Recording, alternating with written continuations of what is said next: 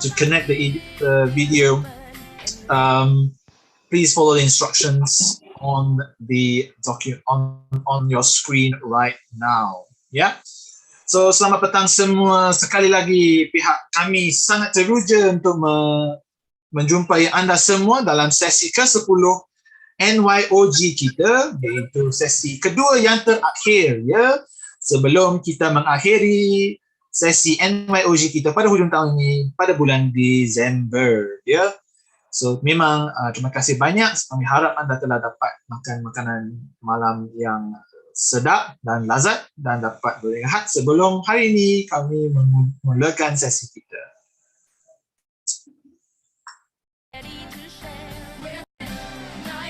Sebagai peringatan seperti biasa kepada peminat-peminat NYOG kita, silalah ya namakan anda semula, screen nama anda mengikut convention yang kami telah tetapkan di sini. Pastikan mic anda sentiasa disenyapkan, muted, dan kami juga mengalu-alukan untuk anda semua membuka kamera supaya kami dapat melihat ya siapa anda semua dan kita dapat berkenalan dengan lebih baik, ya.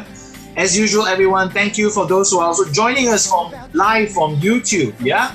To the 10th NYOG session, we are so happy to meet all of you again for our second last session of the year.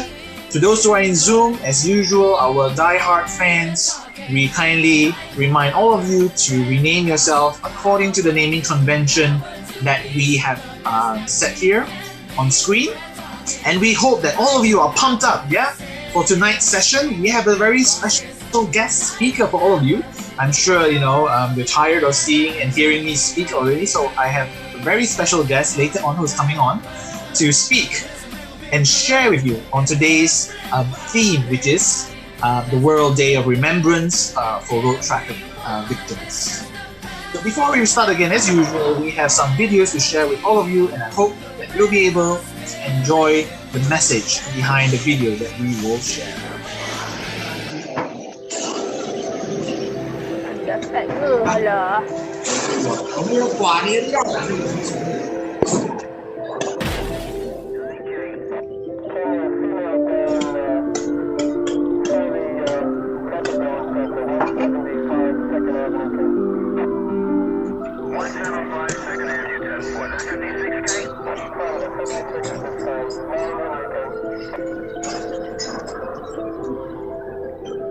Hello.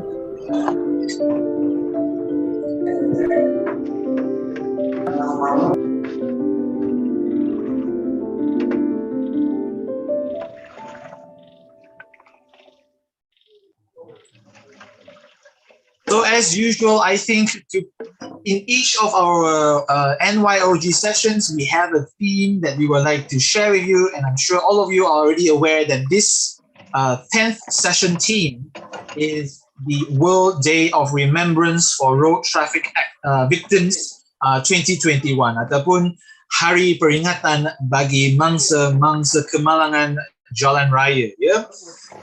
And we have several things that we would like to share. This year's theme for the World Day of Remembrance is to act for low speeds. Ya, yeah? Kita ingin memberi nasihat atau mengalu-alukan semua orang untuk menggunakan kelajuan yang rendah. Yeah? We do not want more victims to remember. However, we want to live our lives together. So that's the message we have for this year's theme.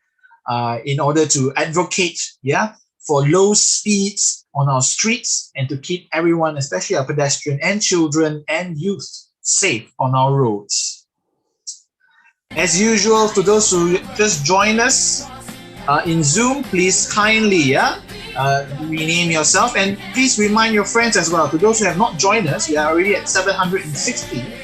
We have another 250 around there for your friends to join. So please send a WhatsApp quick message to your friends, to those who have not joined us, to quickly join us, because we still have slots on Zoom, and we highly encourage VAD adult members, youth adult members, and also teachers to join us on YouTube instead, so that we give more chances to our students in school to be able to participate actively and directly on our Zoom channel. For those students below 18, who are joining us from YouTube. We hope that you'll be able to find the link and join us live from Zoom itself so that we can have your direct participation and engagement, and so that you will be able to benefit from the session the most. With that, I have also another video to share with all of you, and I hope that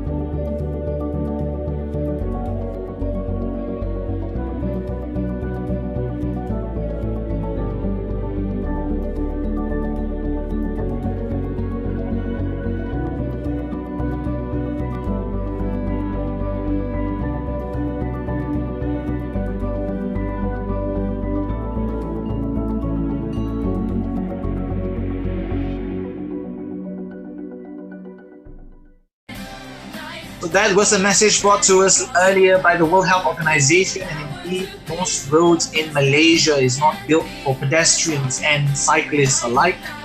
However, there's so many benefits of walking more and cycling more, not just on climate, the benefits from a climate point of view, but also from a health perspective as well.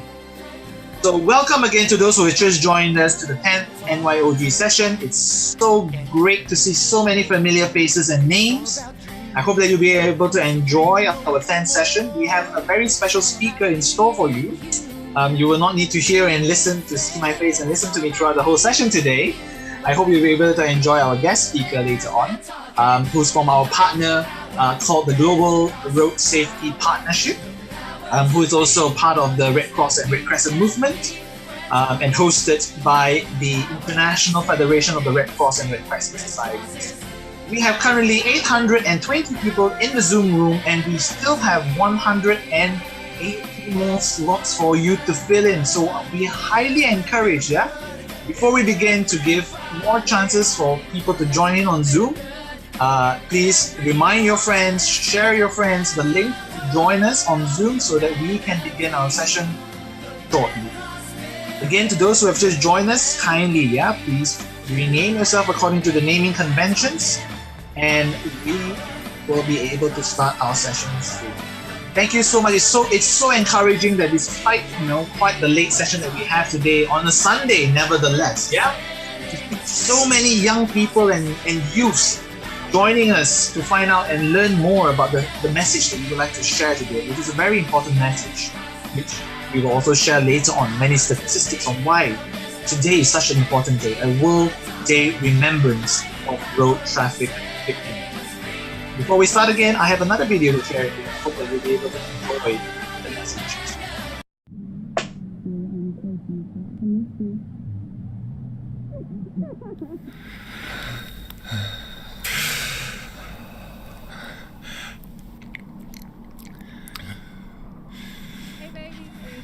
You gonna cook something nice? Just checking. Miss you. Hey babe, it's me. I'm on my way. I'll see you soon. I miss your face. Bye. Love you. Hey Zoe, did you miss Daddy? Yeah. We're waiting for you. Don't be long.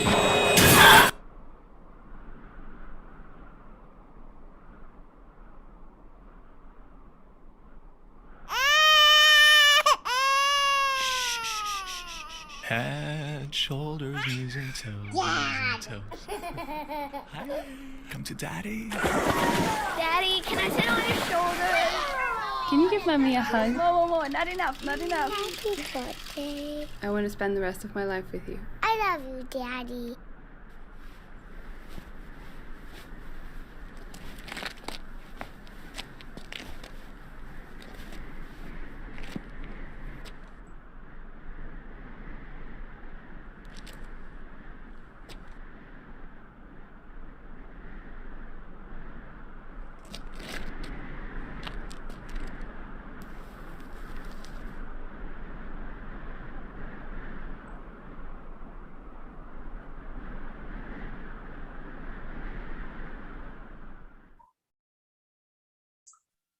So we hope you were able to enjoy the message earlier. Indeed, every road has their stories. We hope that the stories, sad stories, are being able to be decreased and lesser to happen when we practice and advocate for road safety.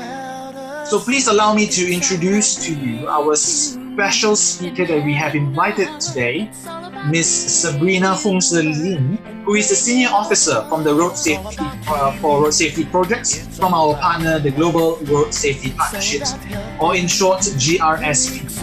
And fun fact about Miss Sabrina, our speaker, who's going to be sharing with us today, is she's also she used to be a young Red Crescent member, like all of you in school as well. I've seen pictures of her in her full Red Crescent uniforms, drilling, foot drilling, marching, like all of you have done in school before the pandemic struck.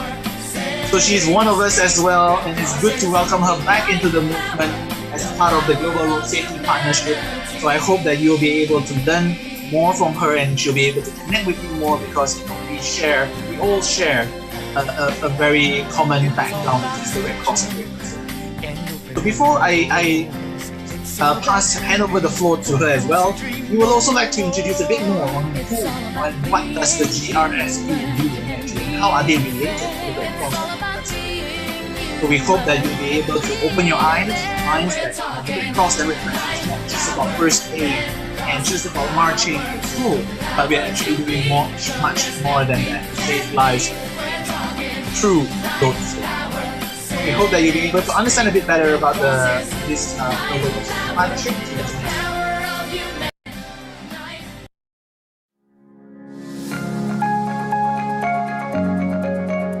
Injuries and deaths from road crashes worldwide are on the rise.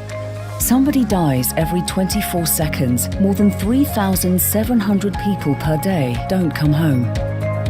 Road traffic injuries are the 8th largest killer globally. The young are disproportionately affected.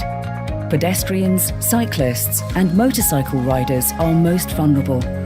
More people die as a result of road traffic crashes than from HIV/AIDS, tuberculosis, or diarrheal diseases. But there is good news. The Safe System approach has been proven to work by strengthening all parts of the road traffic system. Working through our partnership model, GRSP puts action on the ground, addressing each of the key risk factors. We deliver leadership education and training for road safety practitioners and police. We advocate for the introduction of legislation to strengthen road safety and improve vehicle standards. We design and manage international grants programs and implement tailored road safety projects, both globally and locally. We are a recognized source of knowledge and good practice.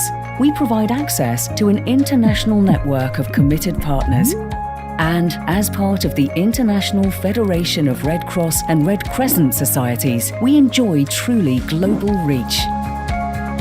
The road crash crisis cannot be tackled alone. No one agency can turn the tide. We need to come together, be more coordinated, more committed, and properly resourced. The moral obligation to act is clear. The business case is compelling. Join us as we work towards a world free of road crash, death, and injury.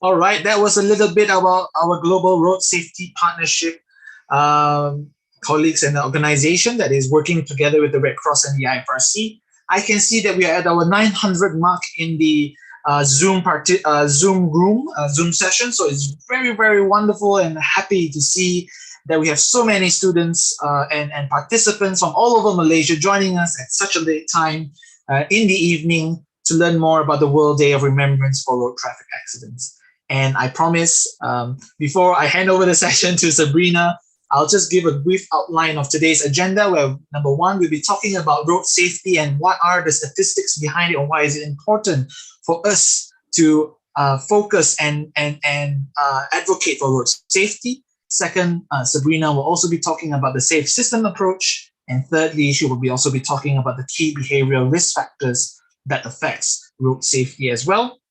And before, as usual, our session, we will towards the end, we will have a breakout session to further reinforce what we have learned through our speaker today, who will be sharing with us all of these 3 key messages. And of course, at the end, we will have our favorite session of Kahoot, where all of you will be able to stand a chance to win prizes from our sponsors today, which is, as usual, Outpost Uniforms and Diram Berhad, with the first place having 30 ringgit voucher, second place having 25 ringgit, third place 20 ringgit, fourth place 15 ringgit, and of course the fifth place having a 10 ringgit voucher on Shopee or Lazada.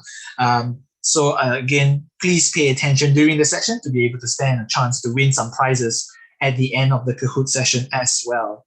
Without further ado, please allow me to hand over the floor finally to Miss Sabrina Hung and give her a very, very warm welcome. Sabrina, the floor is yours. Thank you very much, Gerald. Actually, let me put my earphones on. I forgot about that. Alright, apa khabar semua? Selamat petang. So nice to be here today. Thank you for Gerald and team for inviting me today for the MRCS youth webinar and in regards to World Remembrance Day for road traffic victims. If you go online, internet, or hashtag WDOR 2021, you will see that a lot of international organizations, WHO, United Nations, they have a campaign on the World Day of Remembrance, and even a lot of individuals tagging on this day to take the opportunity to remember their loved ones, friends, family, people who have lost their lives on the road. And this is the day in every year, I think the third Sunday of every year, to have a memorial day for everyone. So road safety, it's interesting. But before we go into that, just briefly introduce myself. Again, yes, I work with GRSP, hosted by the IFRC. So I run corporate funded road safety projects around the world. So not just in Malaysia, we have experience with children, students in Thailand, Kenya, some parts of Europe, Mexico, Brazil, and all over the world. And road safety is something that is very global. And you will see later on why, because it affects everyone on the road.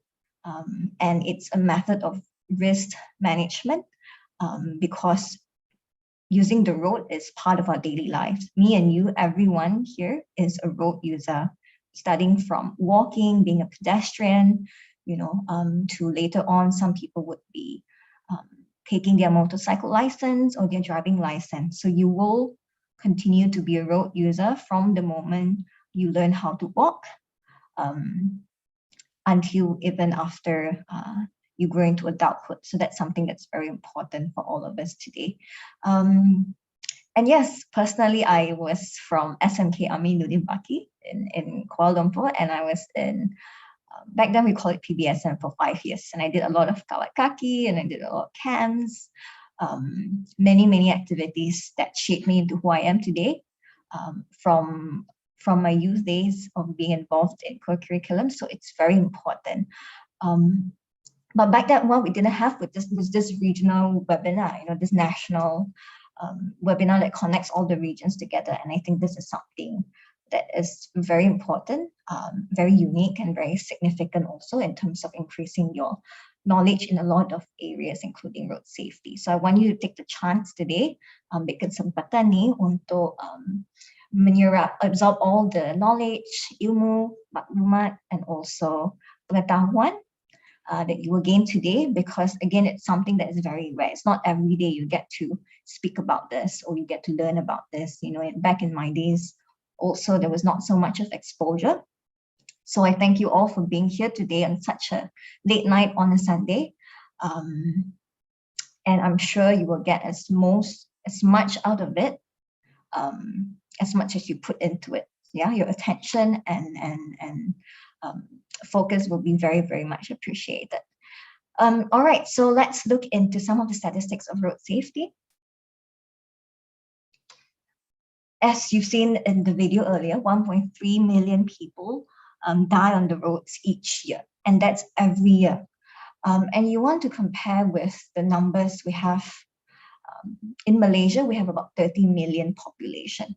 So in about 30 years, road death, road crashes that result in 1.3 million deaths, in 30 years, that will be 30 million. So you can wipe out the whole Malaysian population due to road crashes after 30 years. So that's how large the numbers are. And that means every 24 seconds, someone dies on the road.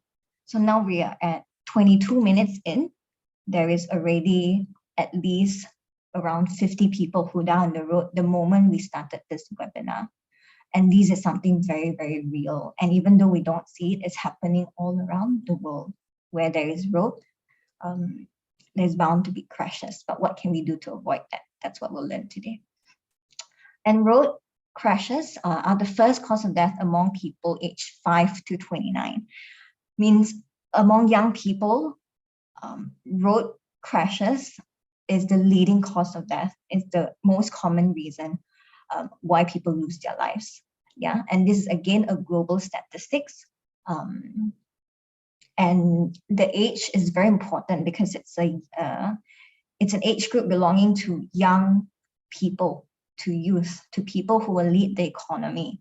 All right, from age 5, which is children who are very vulnerable, to people aged 28, 29, people who have just started to do families, having careers, you're driving the economy. So we're losing a very key, a large number of very key citizens that fall within this age bracket. Yeah, and this age bracket is also, I believe, everyone who's present here today. I'm nearing the end of the age bracket, but it's just so important that we keep this in mind. All right, so this one just a really quick one. Over the years, you would think that road safety has gotten better. Yes, for higher and some middle income countries, but for most countries that fall within Southeast Asia, which is where Malaysia is, and Africa, where a lot of low income countries are, is very disproportionate. And you will see that there is higher number of deaths on average in the year 2016, which is the light green one, versus 2013. So which means that road traffic deaths are increasing, but disproportionately among lower and middle income countries. Why? Because these are developing countries, their road infrastructures are not well built, road users are not exposed to road safety education, so many reasons, but the main reason is, of course, there's been increasing number of vehicles on the road, and maybe our road systems were not built to design to protect us. So that's something to keep in mind also. Really quick one of the data, like I said, road deaths increasing every year, 3 times higher in low income countries than in high income countries. So for example, if you're in a country in Southeast Asia or Africa, you're more likely to die on the roads than if you were in a European country, for example. And how is that sort of, you think about, equity and country equity and all that, how does that fall within in terms of equality and our safety on the road? Why is it different in different countries? Should that stay the same or should that change? So more than half of the road traffic deaths are among vulnerable road users. What is vulnerable road users? So they are people like pedestrians, motorcyclists, cyclists, or young people like me and you, or even children. And why do we say vulnerable? Because when you're using the road, you don't have an outer shell protecting you, like cars do, like lorries do, like vans do, like buses do. So those who use the road without a protective sort of infrastructure or shell, because you will get hit by the impact directly and your body is not made to sustain fatal impact. Yeah, so pedestrians, cyclists, motorists, we're all vulnerable road users. I want you to remember the word vulnerable road users. Okay, so who have higher risks on the roads? Males. There have been studies that show that males prefer are more inclined to take greater risks on the road. So we look at speeding, we look at more dangerous driving. Younger drivers, maybe you're a bit less experienced, you just learn how to drive, you're not sure about the roads, you can possibly make a lot of errors. Children, again, high risk because their bodies are way smaller than adults and less able to sustain impacts from any collision. Older drivers, of course, due to cognitive ability, due to old age, and other reasons, motorcyclists, heavy vehicle drivers, pedestrians, and recidivist offenders are just repeat offenders. So people who have broken the road traffic rules repeatedly, they are more prone to having higher risk on the road.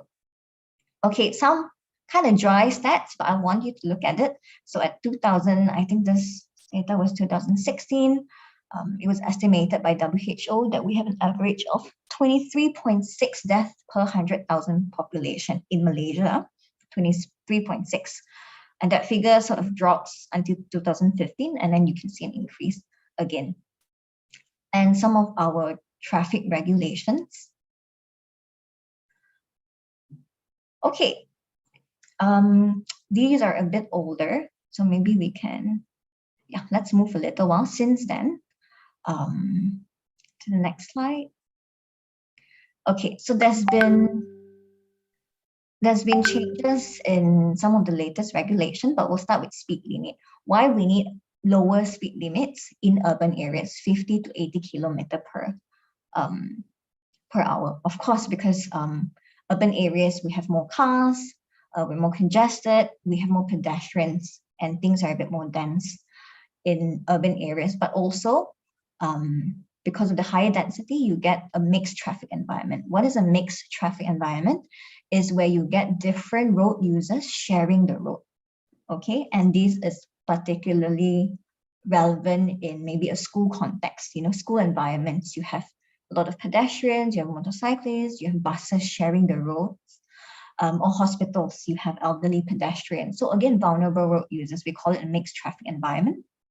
And because of that, we require way lower speed limit than usual.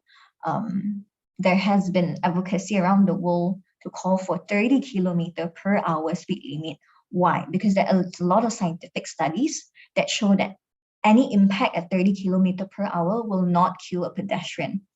There might be injury, that might be severe injury, but it will not kill a life. But anything above that, in an urban setting, of course, a lot of factors come into play. But they say that 30 kilometer per hour is the safest speed in urban areas. But there's a lot of international best practice and global standards that we also follow. For example, in urban area, speeds will have to be between I think higher 70 kilometer per hour. So in Malaysia, it's 50 to 80. 80 is still considered quite high, especially if you think of residential roads. If someone driving past 80 and hits somebody, there is very high likelihood that the pedestrian will not survive. So we always want lower speeds. Lower speeds means lower impact, and lower impact means greater likelihood of survival if there is a crash. We always think about prevention. We don't want to get to the crash yet, so what can we do to prevent that? So in urban areas, we want speeds to be 70 kilometer per hour and below. And this is currently what is within our country, set by different local authorities. And also local authorities should be able to modify, to change the speed limit according, again, like I mentioned, to the mixed traffic environment. So in schools and all, it should be even lower. It should be 30 maximum. So we need our local authorities to be able to modify that according to our local context and needs. So in rural area, it's about international best practice, about 90 kilometer per hour. By Malaysia, we have between 70 to 110. Okay, seatbelts. We all think it's simple, but when it comes to practicing and behavior and habit, sometimes it's very hard to change. And sometimes it takes the law to change us, but sometimes also enforcement. If enforcement is very low, we tend to not practice certain safety behaviors. So seatbelts is compulsory for all private vehicles in Malaysia, front and back. We'll look at it in a short while. why both front and back, and especially back seat belts are so important to save lives. Okay, but I want you to keep that in mind, that legally we have to wear seat belts front and back. Drink driving, our BAC limit has been lowered to 0.05 GDL recently.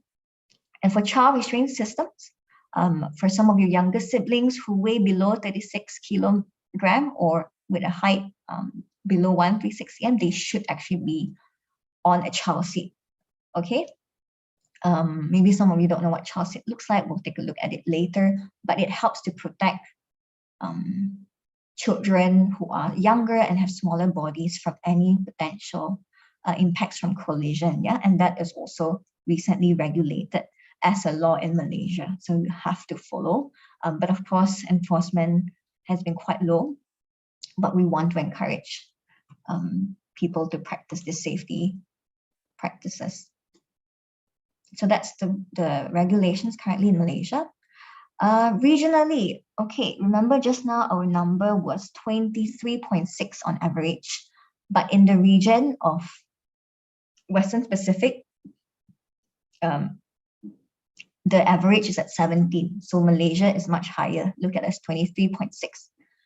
Regionally, I think we're considered one of the highest, one of the countries with highest numbers of deaths on the road.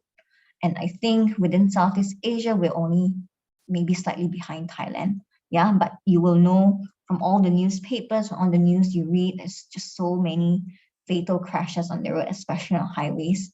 And this is something that we have to prevent and we have to take precaution.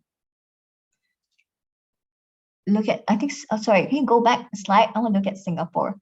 It's at 2.8 deaths per 100,000 population. And Malaysia is 23.6 deaths. That's almost 10 times more than Singapore numbers. So yeah, that's not good for Malaysia. Yeah, we were very, very vulnerable on the road. And our road safety is pretty lousy. Okay, next. So what can we do? If we say, okay, it's lousy, people are not following the laws and all that, but how can we change that? Yeah, and why can we change that? And it's so important that you as a youth today, that you're present here to learn about some of the science behind that. Okay, so that you can process it yourself, but you can also share it with your peers, your families, and your friends. And I also think, as I mentioned in the earlier session with the primary school kids, you are a teen now, but you are bound to be an adult, in just a couple of short years. But you are also way ahead of us because you're still in a key developmental stage where you still have 2-3 more years to learn to be responsible, empowered adults, and independent adults. So these few years left is just such a key stage of your life that I think that will shape a lot of your adulthood later on. And that's why I think it's so important for you to know how to protect not just your own lives, but the lives of your loved ones and even other road users. Yeah, we all want everyone to be safe on the road. And honestly, the road only has one purpose. I would say there's only one objective of using the road, which is getting from point A to point B safely. You just want to make a safe journey to reach your destination safely, right? So all the other things, the using your phone, the playing around, these are irrelevant and these will jeopardize your safety on that journey. Okay, so as a youth, the youth that you are today, I think it's very important. So let's look at some of the solutions, right? We know what are the problems, what are the solutions. So we'll look at 5 factors, behavioral risk factors today with stats. So it's not just me talking and say, okay, you need to do this and this and this. No, there has been so much research, so much academics and international research that comes up with statistics to show you that certain safety features and behavior can save your lives. By how much? Like by how many percentage? So we'll look at wearing seatbelt. We'll look at speed. We'll look at drink driving. We'll look at child restraint, and we'll also look at helmet wearing. Okay, and these stats will show up later on for each risk factor. So let's look at the next slide. Okay, something also that you must take away from today is that the road safety community, the international road safety community, we use the word crash rather than accident. I know in Malaysia, we always call it, that was an accident, or this accident is causing this traffic jam. But why do we use crash? Why do we want to use crash instead of accident? Because accident implies something unpredictable and unavoidable. So we say, yeah, it's just an accident lah. Or like, I didn't know that it would be an accident, or it was out of my control, it was an accident.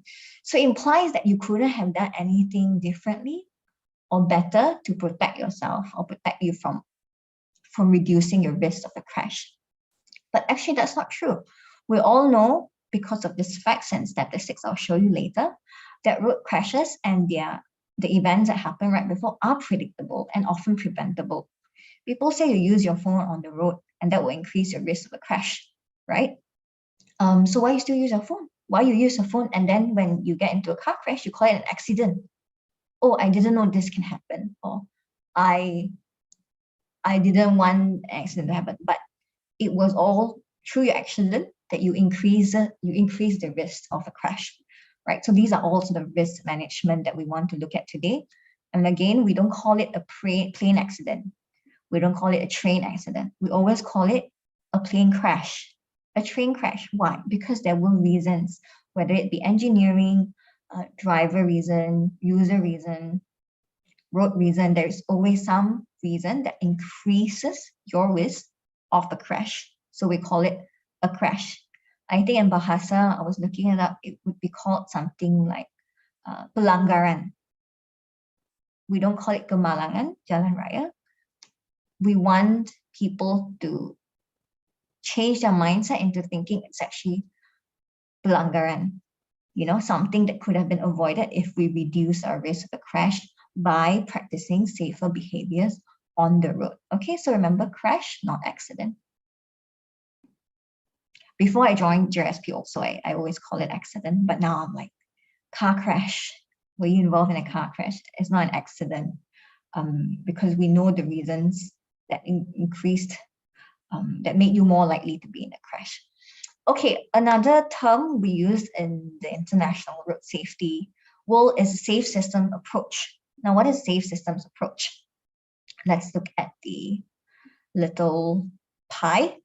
So the underlying principles of a safe system approach tells us that human body, our body, has physical limits, which means that we are not Iron Man or Superman. If we get hit by a crash, we will sustain injury, and sometimes those injuries can be fatal.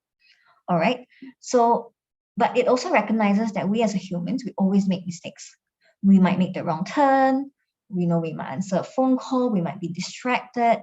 We do make mistakes. So how do we apply the safe systems approach to protect us in a holistic system, in a holistic way? Oh yeah, stay on this slide. So we don't just look at one thing. So if we know that, okay, drivers like to speed, what can we do? We can look at safer vehicles who maybe that can limit your speeding, that can limit your speed when you're operating a vehicle, for example. So we use certain engineering innovations, for example, in the safe vehicles approach, to mitigate some of the mistakes or human errors that are bound to happen, right? Because again, we always say humans make mistakes. We are not perfect. So this is the principles of a safe system approach. So we need to ensure that mistakes do not result in death or injury. And the goal of a safe system, again, safe systems approach, is to create a transport system which is more human-proof.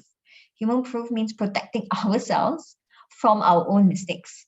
And the safety of the system is everyone's responsibility. Okay, because there's always been a message in the past that people always blame road users only.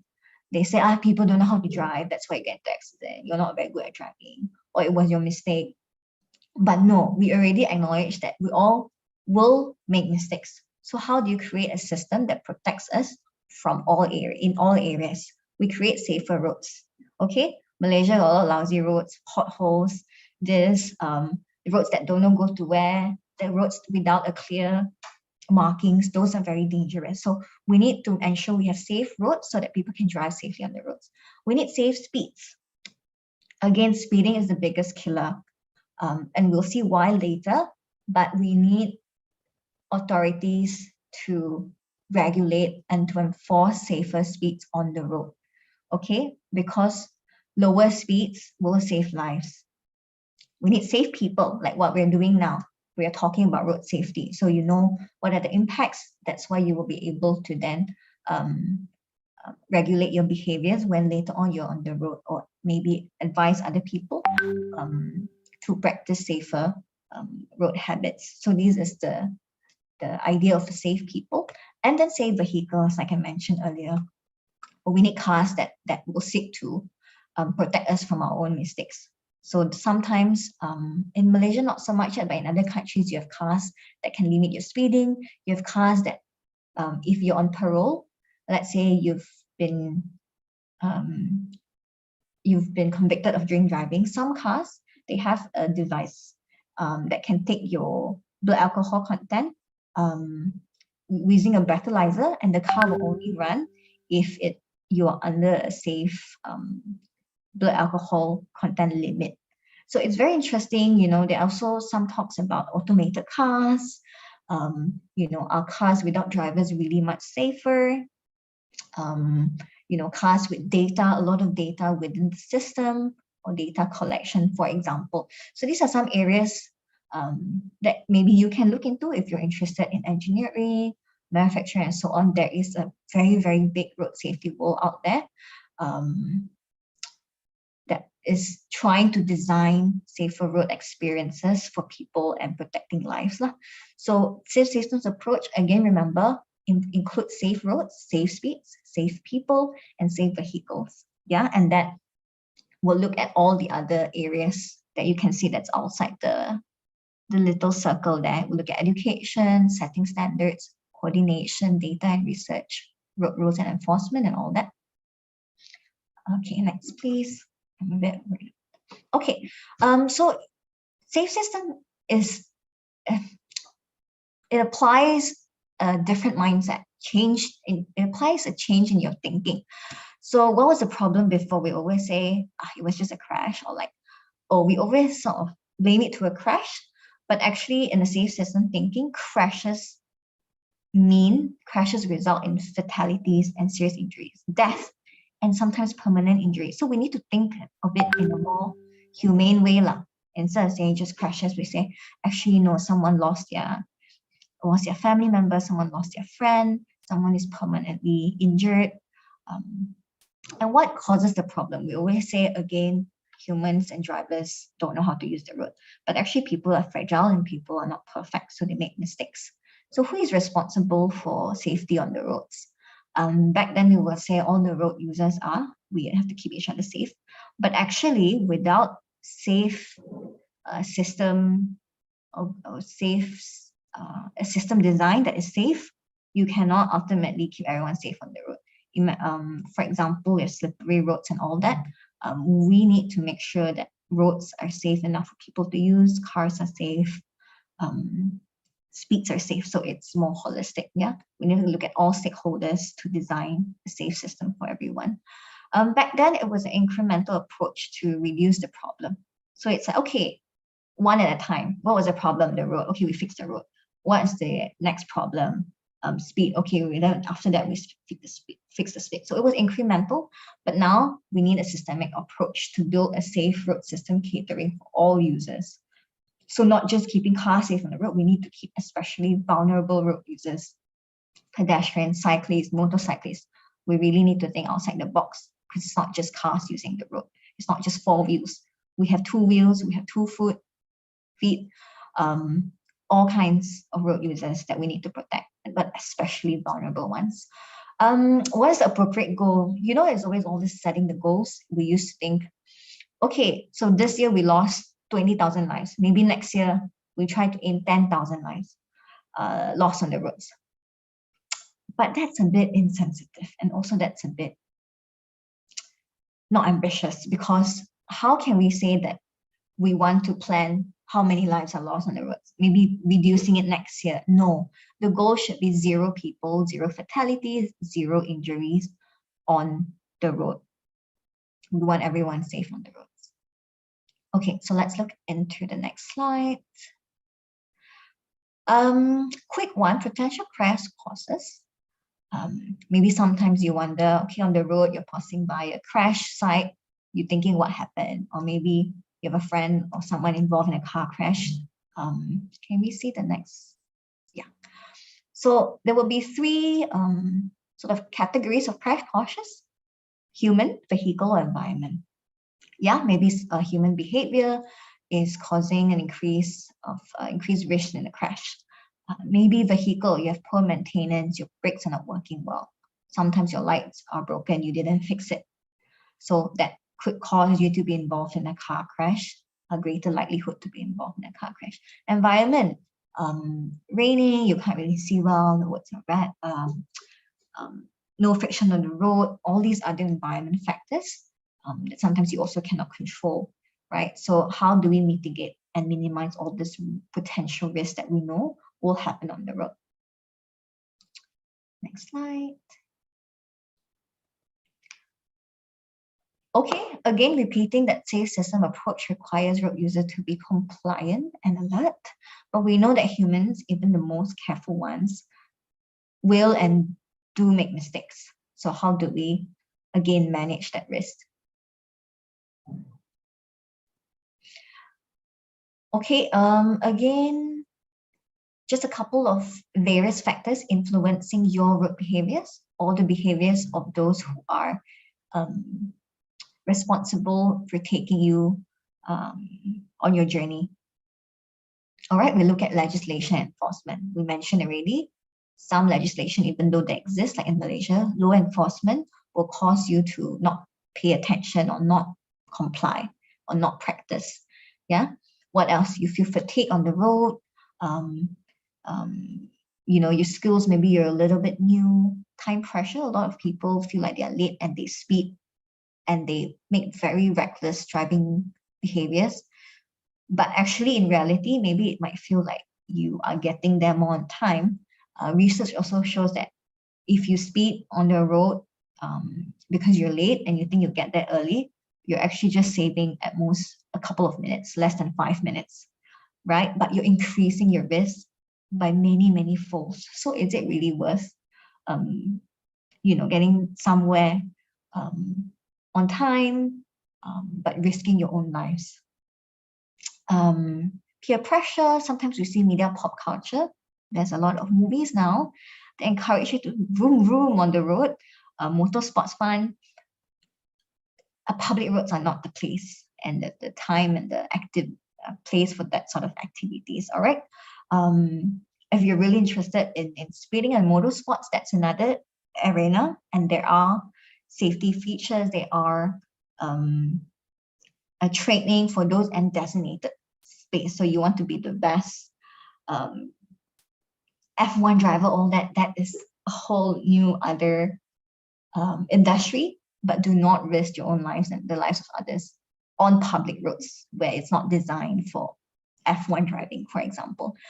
Experience, boredom, thrill-seeking, education. Sometimes people really don't know things that will keep you safe on the roads.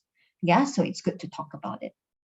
And many other factors influencing your behaviors on the road. And we'll look at the next slide. Okay, so now we start into key behavioral risk factors. Okay, if you can type in the chat box, try to type it out, which are the 5 behavioral risk factors we spoke about earlier. And let's go to our number 1. I think it's speed. Yes, it is speed. Now, let's watch the video first.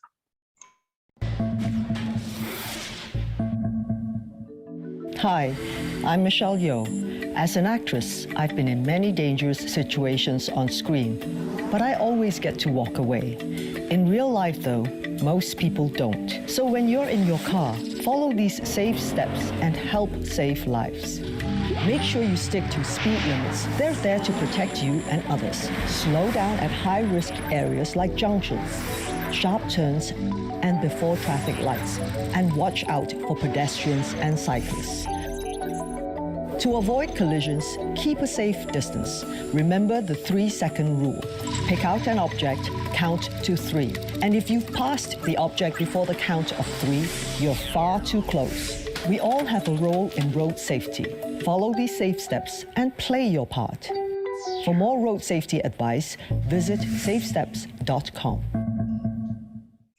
Thank you, Michelle Yeoh. She's a fantastic role model, and I really, really admire her a lot. And if you do too, let me know. Okay, let's look at the next slide. I think we don't have enough time to talk about Michelle Yeoh. All right, speeding. So speeding is a major problem for road safety. Why? It contributes to number of incidents of crashes and the severity of crashes. If there is something that can help save more lives on the road, it will be to reduce your speed. And it's overrepresented in high-risk groups, such as young drivers, motorcycle riders, and unlicensed drivers who typically are more prone to speeding than other road users. Okay, why do people speed? Similar like earlier, it's all very personal, but understanding. Or someone cannot hear. Can others hear me fine? I think Darshini cannot hear. Okay, Sabrina should be fine, no worries. Our team will assist them. We can hear you well. Thanks. Awesome. Yeah, someone said Michelle Yeoh from Crazy Rich Asians. Yeah, that's one of my favorites. But also I really like her from Star Trek, if you watch that on Netflix. Okay, let's go back to speeding. So these are common, natural human behaviors, but to understand why we do certain things is so important, right? Why do we speed? Are we always, late? Is it a vehicle factor? Is it thrill seeking? Is it traffic condition? Is it always traffic jam? So you want to speed. You feel stuck, maybe, or maybe a certain speed limit is very high. This is something to take into account and to consider when you yourself, as an adult later on, you start using the road or operating a vehicle or motorcycle.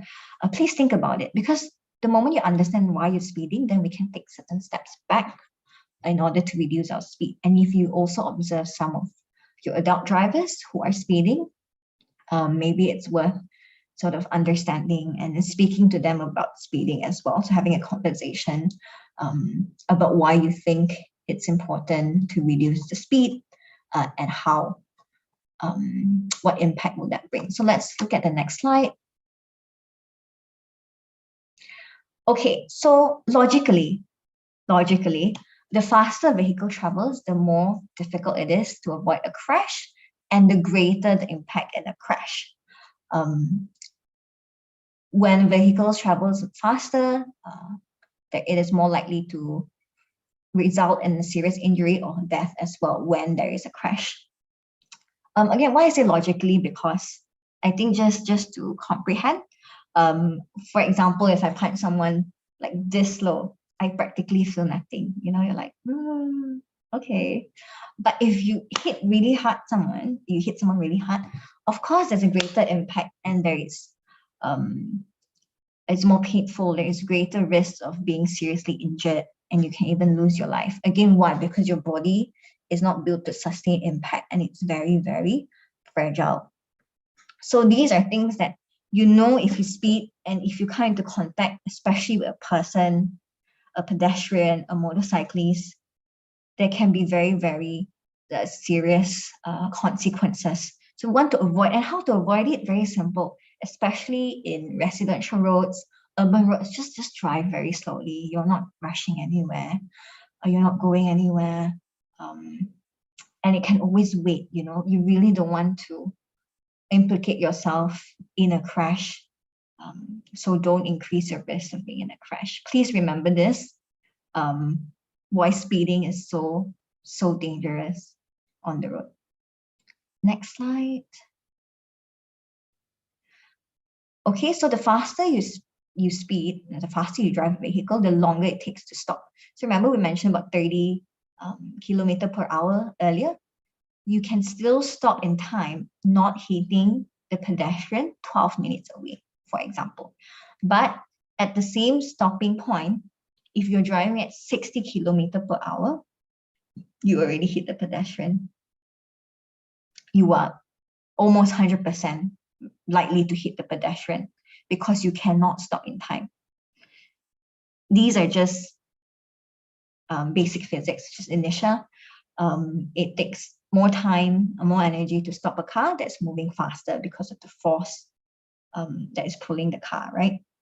So what we always say, to save lives on the road, the first thing to do is to drive or ride slower. Next slide, please. The simple truth about speeding is the faster you go, the longer it takes to stop. Here's a comparison. This is a car travelling at 60 kilometres an hour and braking suddenly. Here's the same car travelling at 67 kilometres an hour and braking at the exact same point. This time, the car hits, still travelling at around 30 kilometres an hour. The difference could be a matter of life or death. If you have no time for speeding, join the drive to save lives. Visit the Join the Drive website and add your voice to send a personalised message. Thanks. Yes, so it's so important to be mindful of this because we will be the person at both ends. Some days we can be pedestrian, we're just walking along the street, or some other days we will be the person operating the vehicle. And at either end, you don't want this to happen. You want to protect each other. And there will be a lot of, there will be incidences. If you're speeding, there will be incidences like this, and that's not something you want to happen to yourself or someone else. So as I mentioned, a 5% cut in average speed can result in 30% reduction of fatal crashes. So I think although 5% sounds like it's actually very little. So 5% of 50 kilometer per hour is actually, you're at 47.5 kilometer per hour. So even that can reduce fatal crashes by 30%. So very small changes, but very large positive impact. All right, next please, I think.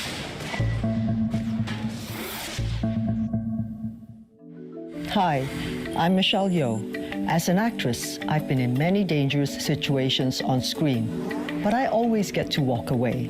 In real life though, most people don't. So when you're in your car, follow these safe steps and help save lives. No person is too big or too smart to avoid the effects of alcohol. Just one drink can increase the risk of a serious crash. Once it's in your bloodstream, the only remedy is time. Short-term remedies such as coffee, cold showers, and energy drinks don't help. If you need to travel after a drink, be responsible. Take a taxi or public transport, or just stay where you are. We all have a role in road safety. Follow these safe steps and play your part. For more road safety advice, visit safesteps.com.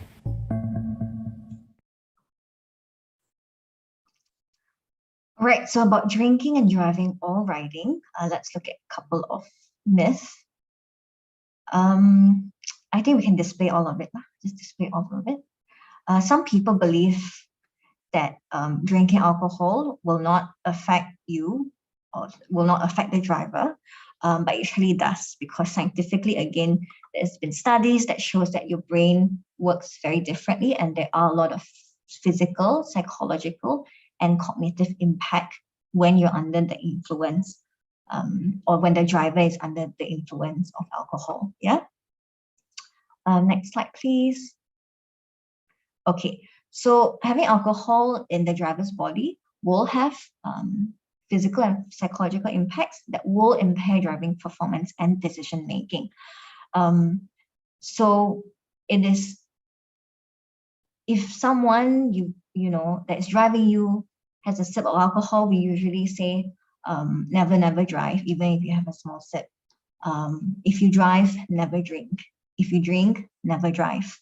Okay, and if you suspect someone who is driving you, or maybe when you're older, you have for people who are older, over the drinking age, you have friends who you think have been drinking, never drive. You want, just take a Grab. Okay, never put yourself at risk, and the penalties for drink driving is very high. Yeah, you might lose your license.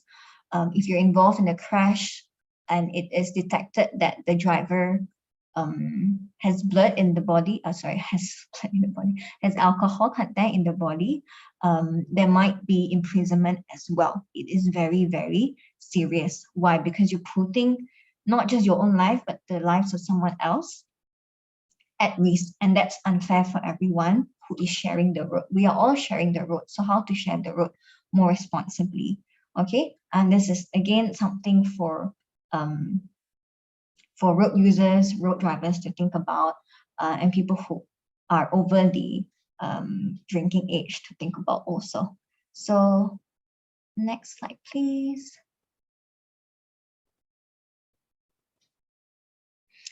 Another thing is also drug driving. There's a growing concern of drug driving, and a lot of studies show that there's been drugs detected in a great percentage, between 9 and 40, of driver fatalities. And sometimes they had drugs on top of alcohol in their system. So drugs, sometimes it's prescribed. Drugs including prescribed medicines and non-prescribed. Okay, but when we talk about prescribed medicines, make sure that whenever you're taking a medicine that's being prescribed, whether there are any side effects, or for the adults again who is operating the vehicle, or for whoever is operating the vehicle, we must make sure that whatever medicine we're taking prior to driving will not impact our driving abilities. And if we are in doubt, don't drive. Always ask our doctors. Whenever I take a medicine, I always ask my doctor, what is the side effect? Can I drive? Will I feel sleepy? The moment I know I'll feel sleepy, I will not take it before I drive. Or if I take it, then just don't drive. Never. All right? Don't put yourselves at such a risk. It's not worth it. So enforcing drink driving laws can also reduce road death by 20%. Okay, we can save 20% of lives if we enforce drink driving laws. Next one. Hi, I'm Michelle Yeoh. As an actress, I've been in many dangerous situations on screen, but I always get to walk away. In real life though, most people don't. So when you're on your motorcycle, follow these safe steps and help save lives. Motorcycles are a popular form of transport. If you are a rider or a passenger, always wear a helmet. Make sure it's good quality with clear vision and fits well with the straps done up. Always be aware of bigger vehicles around you. Stay out of their blind spots. Avoid weaving between vehicles and across lanes. Keep a safe distance from other motorists. This gives you enough time to react in dangerous situations. We all have a role in road safety. Follow these safe steps and play your part. For more road safety advice, visit safesteps.com.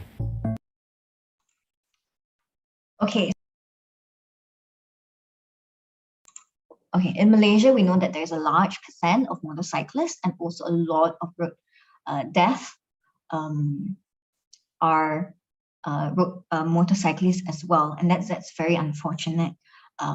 Again, there are a lot of numbers of motorcyclists are involved in fatal crashes, because also they're considered vulnerable road users. Yeah, so in Southeast Asia, we have the highest number of powered 2 3-wheelers in the distribution of death, and their fastest growing market for motorized transport in Southeast Asia.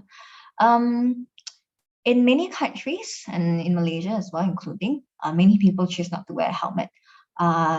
Many excuses for that: too hot, expensive, ruin my hairstyle, or inconvenient. But the logic is that if you can even own a motorcycle by itself, you will be able, or you should be able to own a helmet to keep you safe. If you can't afford a helmet, don't get a motorcycle. A helmet will reduce head, brain, and face injury, and it's just something that will keep you safe, at least your head, because that's where most of your actually everything of how your body functions comes from the brain. Okay, and we'll see why in the next slide. How do helmets work? This is the ideal helmet, yeah, because it also has a face, a chin cover, a chin strap, facial, rigid outer shell, impact absorbing liner, and comfort padding. Let's break it down really quickly. The rigid outer shell must be so your helmet must be very, very good quality and approved by Cerium. Why? The rigid outer shell must be tough enough to sustain any sharp impact. Because if you fall with a helmet and you hit anything sharp, like a broken piece of a car or something, if it's not hard enough, it will poke through your brain. And why would you want that to happen? So the rigid outer shell must be so hard that nothing can penetrate through the outer shell into your brain. So it's supposed to protect you from any sharp objects during a collision. Okay. Of course, the next one is chin strap to keep your helmet safe and secure. Must always put a chin strap, because there's no use if you don't put a chin strap. During an impact, your helmet will just fly off and your head will hit the road and will collide with the road. So chin strap to keep your helmet secure. A chin cover so that if there is collision, you don't hit your chin on the ground and sort of scrape your whole face around here. Is not worth that exposure. Face shield, of course, a good one to avoid anything breaking into your eyes. Yeah, if there is a crash. The next most important thing is the impact absorbing liner. So it must be a really good quality. Why? Because it will spread the force of the impact over a greater surface. So it's not just concentrated within an area. And again, through the physics of inertia, even though, for example, your head with the helmet hits a surface, right? So there is the primary impact of the helmet hitting the ground, but then your head in the helmet will also hit the helmet. So then there's that secondary impact. So when your skull hits the helmet, then inside your brain is like this, something sort of very soft, and it can also wiggle around within your skull. So your brain will continuously still move around. If there is like a very strong impact, your brain will continue to move again, because it's a soft organ. It will hit against a very hard skull. And then that's how you sustain internal bleeding and injury in the brain.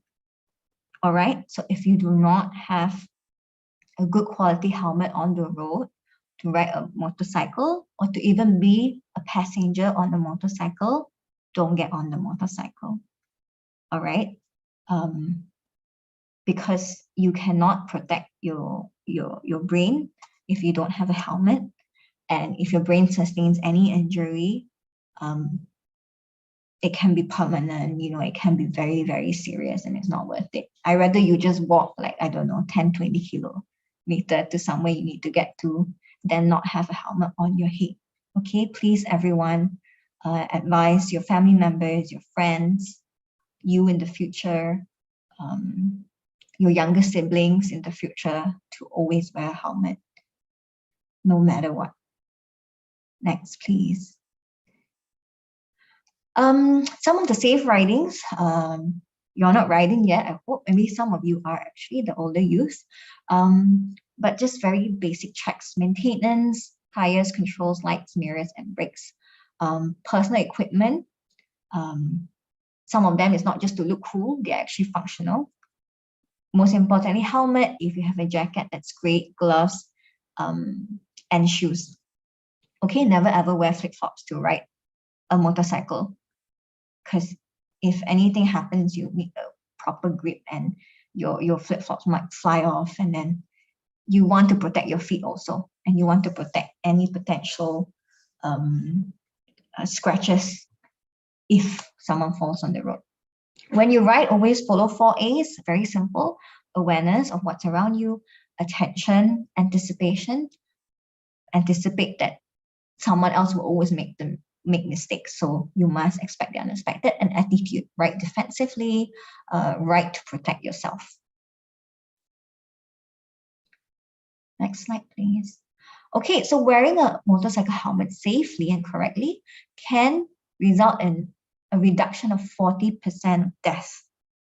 So you can literally save 4 out of every 10 people if you wear a helmet correctly, and reduce 70% of risk in a severe injury. Okay, so 7 out of 10 people will not have to sustain severe injury, and that's just such a high number. Knowing the numbers, I don't think you will go another day or another ride without a helmet. These numbers are proven, yeah, and scientifically proven by academics. All right, next risk.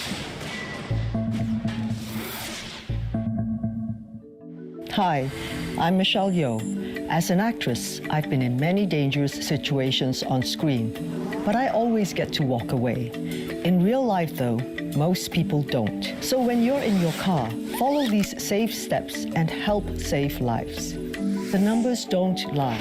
Seat belts save lives. Everyone should always wear a seat belt. Passengers who don't wear seat belts are a danger to themselves and others. In a crash, they can be thrown around the car, causing serious injury. Ensure children are safely fastened into car seats suitable for their size and weight, and keep small children out of the front seat. We all have a role in road safety. Follow these safe steps and play your part. For more road safety advice, visit safesteps.com. Thank you, Dr. Michelle Yeoh. Very nice to see you always on the video. All right, our next risk factor is seat belt and child restraints. I hope I still have your attention for another few more minutes. If not, just please type things in the chat box, especially your mode of transportation to school or on the roads. You know, do you walk? Do you cycle? Do you get on motorcycle to school? Or by car, by bus? Let me know in the chat box. I want to see like how many of you take which which type of transportation. Awesome, a lot of cars. Okay, seat belts and child restraints. We already mentioned first primary crash impact, secondary crash impact, and third crash impact. First crash impact is when a car, I wish I have a car toy now, I don't have. I'll use my phone. So when a car hits another object, for example, that's a primary, oh, you can't really see it. That's a primary impact, okay? When two objects hit together, it's primary. Secondary impact is when someone in the vehicle, an occupant, then hits an interior. So if I'm in the car driving, primary impact is two cars together. Secondary impact is me maybe hitting the steering wheel. That's a secondary impact. Okay, and third impact is when my internal organs hit my chest wall or my skeletal structure. So remember earlier, the brain or the lungs or any part of our organs, suddenly there's such a strong impact. And we're talking about impact, you know, like 60, 80, 100 kilometers per hour. Remember, human bodies are fragile and our bodies are not designed to travel at that speed and sustain that great force of impact. Okay, so when our internal organs hit, again, that's where you have internal bleeding, organs malfunction. You know, you have to get to the hospital for surgeries. You lose a lot of blood, you know, and seat belts are so important to prevent serious injuries and fatal crashes. Very simple. A lot of people go on the car, right? I see a lot of people on the chat. car, walk, bicycle, a lot of cars. A lot of you, many people take cars and walk. The next time you are at the back seat, put on your seatbelt, and I want you to look at your seatbelt. What's the strap here? There is one strap over your shoulder to your hips, okay, and then to your hips across. I want you to look at it. Look at why it's designed that way. Okay, so most frequent injury and frontal impacts are caused by unrestrained occupants. So people without seatbelts, they hit their head, their chest, and their abdomen against the vehicle interior. So of course, the faster you go, the harder you hit. That's why also reducing speed is so important. Next slide, I will show you why seatbelts are so important. So you reduce the risk of contact with interior of the vehicle. And remember this, these are all like physics, I think, or science, that a seatbelt will distribute the force of a crash over the strongest part of your body. So your chest, your shoulders, and your hips are actually strongest parts of your body. And if there's no seatbelt to hold you in place, you will fly because it's very strong. When your vehicle is moving at a high speed, you will practically fly like Superman. Okay, and no one wants to be a Superman in that situation because you cannot actually fly up. You will fly down. And when you fly down, what do you hit? You hit the road. And then there is just so much more other unimaginable consequences. So seatbelt keeps you in your seat if there is a crash or collision. All right, and it prevents injury to other occupants too. I myself, growing up, I don't really wear seatbelt at the back, not just because it wasn't legislated then, but also it's not a practice. But now, when I sit at the back, I always put my seatbelt on. Why? The moment I learned that if I don't put my seatbelt on and there is an impact, I fly out, never mind. But I fly and I hit the front seat if I'm sitting at the back. And who is at the front seat? It's always my brother, my mom, my grandma, people I love, my friends. So why do I want to add that risk to them? And you know what happens when you don't put a seatbelt when you're in the back seat? You double the impact of the person in front of you. So for example, again, if that's like two, I cannot really see. Let me try. Okay, if there is two seats here, for example, you can, no, you can't really see. Let me remove. Hold on. Okay, so if this is me and we're traveling at a speed so fast that if I don't wear a seatbelt, I hit, the person in front gets double the impact. They get your impact from the back, but they also get the impact at the speed that they're currently traveling. So rather than just maybe falling like that, when you add the impact, they sustain double impact, one from you and one from the speed they're traveling. So then that increases their risk of hitting the interior vehicle, sustaining secondary impact and tertiary impact, second and third impact. So these are all just very, very, if you think about it rationally, it's something that will happen. So why don't you just keep yourself secure, you protect yourself and you protect people you love, even in the front seats, yeah? That's how I would think of it. Next, please. All right, so these again are the facts and figures. Wearing a seatbelt reduces your risk of dying on the road by up to 50% for front seat occupants, 50%. So it saves the person in front sitting there, 1 out of every 2 people, 50%, and up to 75% if you're the rear seat. Much higher in the back because you are just so much more likely to fly places, you know, left, right, depending on how the crash, the collision was and the turn. It's just put that seatbelt and save yourselves and others. Next, please. Child restraints. There is global standards whereby we need to have child seat for children up to a certain age and height. I think in Malaysia we saw earlier at 136 and also at age of like, I can't remember now, 10 or I think about 10. But more relevant is the weight and the age lah. Sorry, the weight and the height. Okay, and why? If you have younger siblings, cousins, all that, make sure if you're traveling in a car, make sure they have child restraints, child seats, because it will save up to 70% of infants, and you see in the screen, on the screen, 54 to 80% among young children. Again, why? Very logically, your seatbelt is very high up, okay? Your younger sibling is like 5 years old, so small, they can just fly between the seatbelt itself. It will not protect them because their bodies are too small. So we need a designator, a small seat, specific, particular smaller seats for them to protect their smaller bodies, okay? Because a standard one that adults use is not appropriate and not suitable. It's too high and too large for them. All right, and also their bodies are smaller, a lot of weight are on their head, so you want to also protect the heads of children. Okay.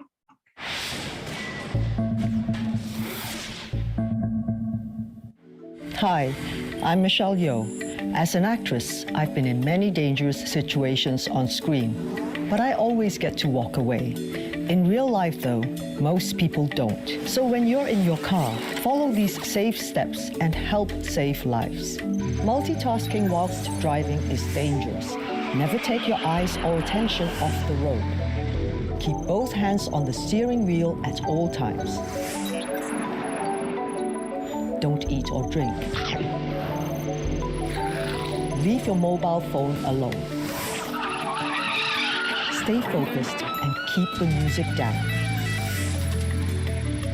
We all have a role in road safety. Follow these safe steps and play your part. For more road safety advice, visit safesteps.com. Okay, our last one for my presentation. The numbers are in front of you. I won't go through that, but you know, if you use a mobile phone while driving, or if any adult drivers are doing that, tell them your risk increases by 4 times. That's 400%. You will be more likely to be involved in a car crash. Why do that, right?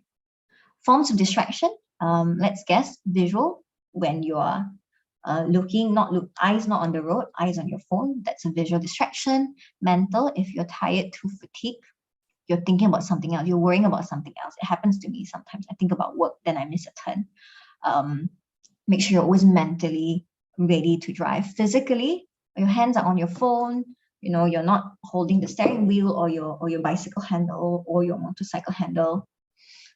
You know, why do that? You're on the road, you only have one job and one task, and that's not using your phone, is to use your vehicle safely. And auditorily, if you're on your earphone, you're listening to very loud music, you cannot hear oncoming traffic or vehicle that is in maybe a blind spot, maybe you are in the blind spot, you cannot hear other cars coming. Very dangerous to yourself. Okay. Distracted walking also is becoming a greater concern. You know, now with lockdowns and all that, you're on the road, you're jogging, you think it's cool, you have a blast of your music, and then you can't see or hear other vehicles. And then your head's always on the floor. Why? You can have your head on the floor the whole time if you're at home, if you're safe. But on the road, that's not what you should be doing. On the road, our only one job is to keep ourselves safe from point A to point B. Again, I cannot stress this enough. Your journey has to be safe, and the person who can only ensure that is mainly you. Next slide. I think that was one of the last ones.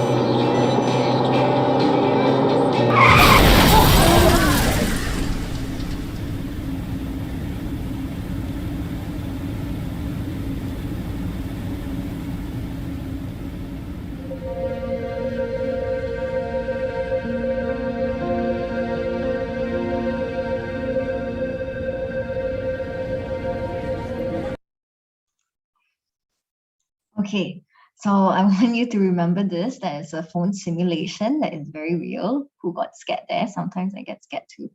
That I want you to remember this video 1, 2, 3 years from now when you are a licensed driver or rider, to remind you that it's not, I mean, you have to think about whether it's worth risking your life for a few moments of distraction or just answering the phone. Can you answer your phone later? Or all these things, it's under your control and only you can decide. And whether you will make the right decisions or not in the future will be based on what you learn today. And I hope you take away as much out of it as possible, okay? Because humans naturally, when we multitask, there is brain scans that show that we're not able to focus on the task if we multitask, because our brain activities are being sacrificed, so we can not respond in time, or we cannot respond more accurately or sharply when we are multitasking. These are all signs, and it's already proven, so we don't have to go against that and say, oh, I didn't know and all that. No, we know that when we multitask, we cannot focus. That one we know. But what we do about it will make a difference in the matter of life and death. And which one do you choose for today and for the future, for yourself and your loved one? Okay, so a summary of what we looked at: speed, always obey speed limit, adjust your speed to conditions. If it's raining, dark, and all that, unfamiliar road, just drive as slow as possible. All right, driving. If you drink, don't drive. If you drive, never drink, and be careful of all the prescribed medicines that you'll be taking. Helmet wearing, always wear a good helmet. Passengers must always wear a helmet, okay? Doesn't mean that the rider rides and must be the only one to wear a helmet. No, passengers are also vulnerable and are also on the motorcycle and can also get thrown out if there's any collision. And properly fasten. If you don't fasten it, you might as well don't wear a helmet. It will just get loose and go somewhere else and not protect your head. Always wear seatbelt, both front and rear seat passengers must wear a seatbelt. From today on, you have the power to wear seatbelt at the back, to tell other people, to advise other people to wear seatbelt at the back and at the front, both. And distracted driving, of course, never use your phone. Tired or sleepy, just go to sleep. Don't drive. There's no point. Yeah, just don't challenge your body. We are physically limited. We're not meant to operate a vehicle when we're not in the right conditions. Okay, so before, I think this is last slide, but before I close, I want everyone to type in one word in the chat box of what road safety means to you today. Just one word, or why it's important to you, or what does it mean to you. And with that, I hope you have a great rest of your session. Thank you very much. Thank you so much, Sabrina. It is indeed very insightful, and I hope that all of our participants here today, who are still keeping up the number at 900 over in Zoom and about 450 on YouTube, learn a lot today. Although those are usually the messages we always hear, I hope that with the data and the statistics and the information of why it's so important, it's a wake-up reminder to all of us to always, follow the laws and to use the safety aspects of the vehicles that we travel in, because it's built to save lives and for a purpose and not just for fun. So thank you so much, Sabrina, for that session. I hope it was very insightful for you. And we are now at our breakout session for the, as always, we always have the our breakout session to further enhance your understanding of today's session on road safety. We hope that you have fun. I know we are already at 9:30. So I think we only have about 20 minutes for us to go to breakout. But before we do that, I would like to check with our logistics team whether it's ready, and also to let Chong share about the road safety commitments that we would like all of you today to commit as part of the Red Cross and Red Crescent members of the Malaysian Red Crescent to commit, to follow and adhere and advocate for road safety and practice good road safety practices as well. So, Chong, can you just share with all of our participants, both on YouTube and on Zoom, on how to do that? All right, thanks, Gerald. So, yep, so I hope all of you can still be patient for a moment. This is our second last NYOG, and you're going to be missing this so much after this. All right, so on the screen, you can see this is a Padlet. I'll be sharing this link with you.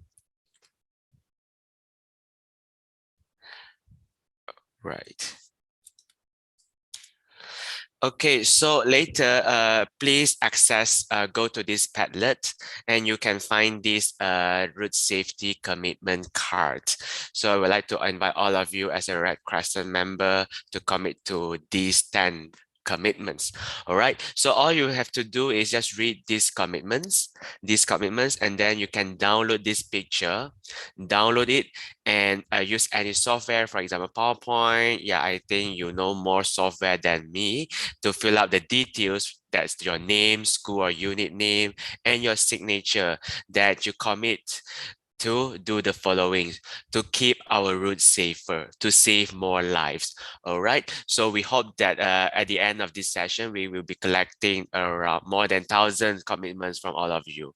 All right. So you can do this during the breakout. Okay. Later, soon you'll be divided into breakout rooms while enjoying the activities with your facilitators. You can also take some time to fill out this. So everyone have the link, right? Did you already receive the link in chat?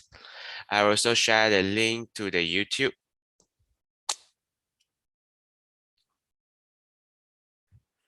All right. Yeah. Jerry, want to say something? Great. Thanks, Chong. Also, as usual, everyone, before we go into our breakout room as well, to those who are joining us on YouTube, stay tuned. Don't go anywhere. We also will have a session in plenary, in the live stream, for you to participate and look at what the participants in Zoom doing. So please do not tune off. We still have much more activities for you all to participate in. And we do apologize in advance for the slight time delay, but it is indeed, as Chong mentioned, our second last session. So I hope that you'll be able to be patient and bear with us as we go through the session for everyone's benefit. Are we ready to go into breakout room as well? We will constantly share the Padlet link. Don't worry if you don't have it now. We will also constantly share this after this as well. Are we ready to go into the breakout room session? Yes, sure. I think our facilitators are also ready. So, okay. In 3. So we'll go into breakout and we'll come back in 20 minutes, guys. So I hope that you have as much fun as possible with your facilitators. Yeah, we were playing a game today, so I hope all of you will be active too. So we will see you back in the plenary after 20 minutes.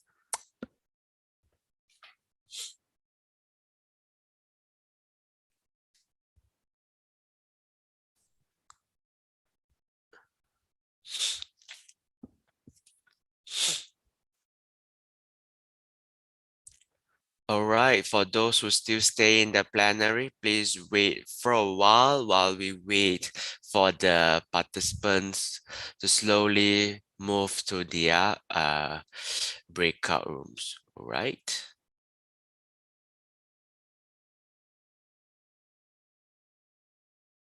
Yes, we have a huge number tonight, so please bear with us. The Zoom needs some time to move the participants.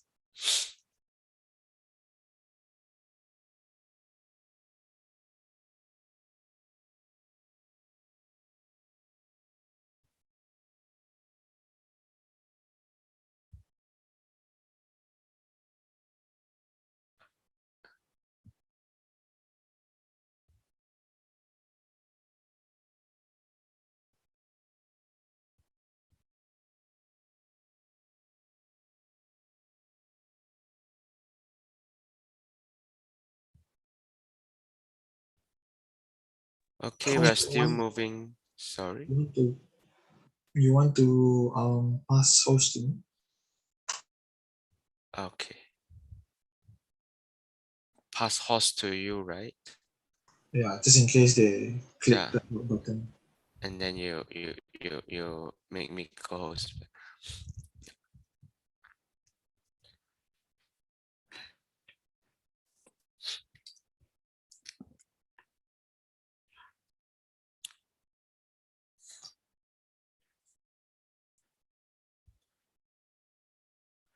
All right, for those who still okay, I can already see some of you okay doing the road safety commitment. Very good. But today we have a game for you all. All right, let me share the other screen. Hold on, Fadila, can you try to jump into room 2 yourself, Fadila? Yeah.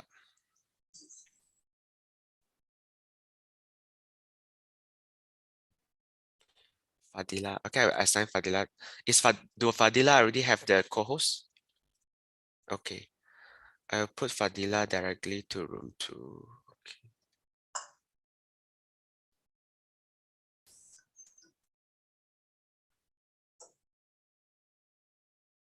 All right, for those who are still in the plenary, are you with us?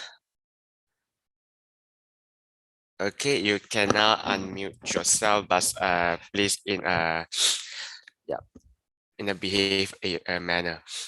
All right, so now we are going to have an interactive session here, and I want all of you.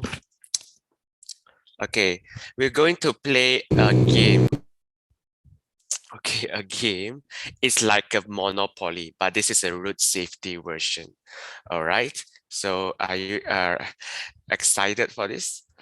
Yeah. So let me briefly explain this. So I think we still have around 120 participants here. Yeah. Hopefully we can have 40% for each of the group. Yeah. Let me see. All right. Okay. So I would like to divide all of you into 4 groups. Okay, meaning 4 player. So according to your birthday month. Okay. So any one of you born in the month of between January and March, can you raise your hand? You can try to raise your hand. I can see Kong. Only 1%, is it? Okay, getting more. Very good. All right, and I believe we should have we should have a distribution, right? We will also have someone from April, between the month of April and June. Okay, and July to September, and also October to December. Okay, so now you'll be grouped into these 4 groups. All right. And then we are going to have a monopoly. So which means that, okay, in the beginning of the game, each player means each group will have 50. In this game we use the currency of red bucks. We are red crescent, right? And we are using red bucks, RB. So initially in the beginning, all of the group will have 50 RB. Okay, and we'll start playing we'll start the journey of this game. Okay, so it's like a usual Monopoly. You will be able to roll a dice. Okay, wait a moment. You will need to roll a dice and pick a card. Okay, so now here you can see the card. All right, yes, this is it. Okay, and I want you all, do you have a phone with you? Your mobile phone, your smartphone, or another device, just use a tab, it's also okay. You can go Google roll a dice. And directly there will be a dice for you, is it? It will be better you use it on your phone so that we can see your dice number later. Okay, so you can just sorry, yeah, you can draw a dice, I can roll a dice, and you get a number. Is that okay? Do all of you have a roller dice? So I also invite all of you to turn on your camera. This game requires you to turn on your camera. Okay, so for this game, you will roll the dice from your side. Okay, you roll the dice and show us what's the number you get. Is that okay? And I will share this link with you. The group representative will just move your vehicle. Okay, you can see from the January to March babies, you are your token is a car. April to June, your vehicle is a motorbike, and same goes for shooter and also bicycle. All right. So yep. So later I will need a volunteer for from each of the group to roll a dice and move your vehicle, and let's see who will be able to get to the finishing point. All right, but please be careful. The game cards will decide your life. So let's see what is it. You might need to pay because you have money, right? You might also get rewards. So let's see. So I will now sharing the link. I hope this game will be fun. Let's see. All right, so okay, in the chat I already shared the link, so all of you you can go to you can open the link. All right.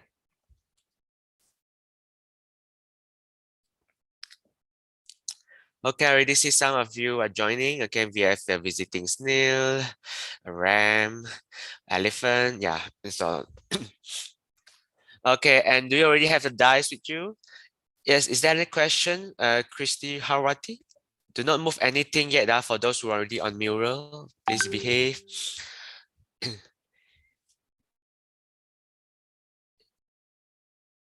Oh, Krishiwati, your screen is too bright and we can't see anything on your screen. So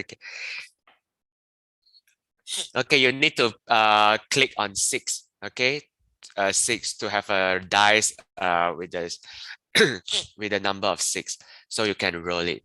Okay, so now do not move anything, guys. I hope to have your cooperation. Please do not move anything. Okay, wait.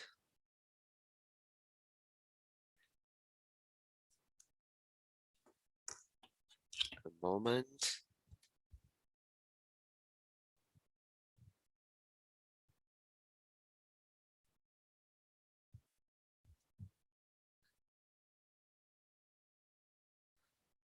Okay, guys, so can I have a volunteer? We will start from January to March. Can I have a volunteer from January to March group?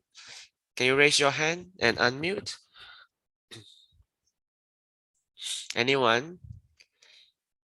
Is it Christy Wahati? Are you from January to May? To March?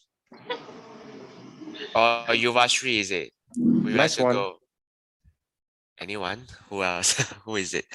Is it Farhan? Who is speaking? Hello, anyone would like to volunteer from the January to March babies? Do you have January to March babies here? Hello? No one? You want to pass the chance? You want to pass the turn?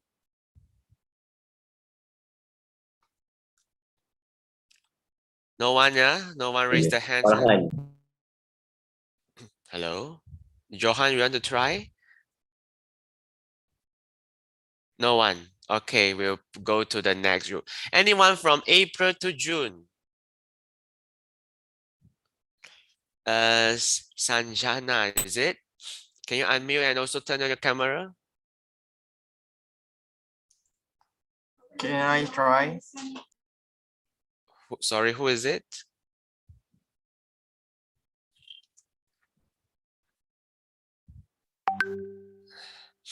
Hello? Hazik, is it? Hazik. Me, Hazik. Okay, yeah. Hazik, you are from April to June, is it? Yeah, I born in April. Oh, great, April. So can you can roll a dice and show us your number? I got 6. Did you try it many times to get a 6? It's okay. Are you on the mirror now? No, this is my first time. No, are you already on open the link? Are you on the mirror? Okay, can you try to move your Yeah. vehicle, which is the motorbike, okay, to six steps. You can try to move it. Yeah, pick the Yeah. motorcycle on the yes, please move 6. On the You road. need to you need to start from the Okay. starting point down there. 1, 2, 3, Okay, 4, okay, I see. 5. The beginning point is at the bottom.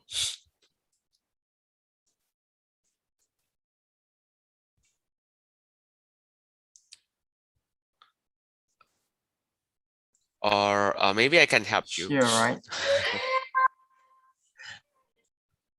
Okay, let me help you. So Haziq get 6. 1, 2, 3, 4, 5, 6. 6 is here. Okay, and let's see what's your card. You can see on Zoom for the card, yeah? You love to talk on the phone while it's driving, but you know it is unsafe.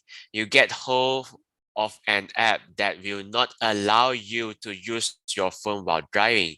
You kept yourself safe. Well done. And you're able to move forward 4 spaces. Oh, that's lucky one. So move another 4. So 1, 2, 3, 4. Great. That's far.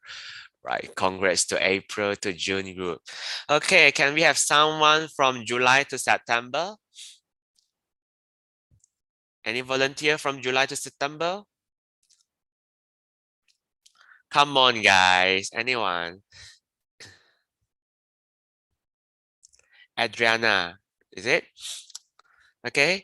Do you already have your phone with your dice? No. So, okay, I will. But are you from July to September? Can you unmute?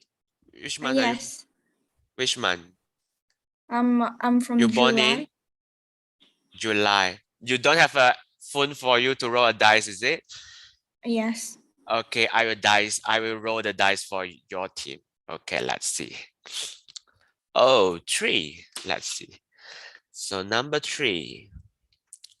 1, 2, 3. Okay, let's see what's the card you get.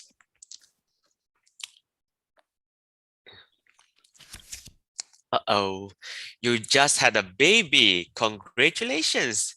In the excitement, you forgot to put the baby seat in the car. It is only half a kilometer, so you hold your newborn in your arms while your partner drives the short distance. A drunk driver hits your car and your baby flies out of arms and dies from her injuries. Okay, this is just a story. This is just a game. Okay, don't take it serious. Okay, but you have to pay 4 RB for the medical bills, 10 RB for burial costs, and miss your next turn. Oh, that's bad. Okay, I need someone good in mathematics. So you need to pay. Sorry, oh, sorry. You have to deduct 14. All right, 14 from 50 RB. How much is it left? Okay, you have 36 left, and you missed 2 turns, right? Or 1 turn? Or miss next turn. Okay, so sorry, but it's okay. Let's see. Can we have someone from October to December? Is it Jonathan? Would like to try? Jonathan? Jonathan Wong?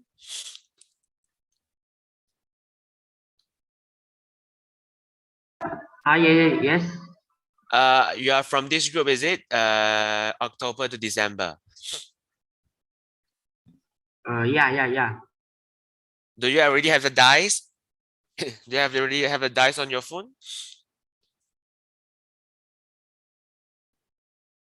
Hello? Okay. Where's Jonathan? Never mind. Christy Harwati? Do you have the dice? Yeah. I'm sure you have. My line is not good. Okay, it's okay. We can try later. Okay, so Christy Harwati, can you roll your dice and show us what's your number? 3. 3. Okay, let's see. Great. You have a number 3. Okay, so you should be you're from the bike. Okay, also same 3. Okay, the same place. Let's see. Your children are always fighting in the backseat. You tell them that if they fight, you will pull over to the side of the road and make them wait until they calm down before you resume driving. They hate that and thus allow you to drive distraction-free. You kept yourself and your family safe. Well done, and you're able to move forward 4 spaces. Oh, so 4 more spaces. Oh, sorry. 1, 2, 3, 4. All right. We have 3 more minutes left, and let's see which group can go further. Okay, do we have anyone from January to March this time?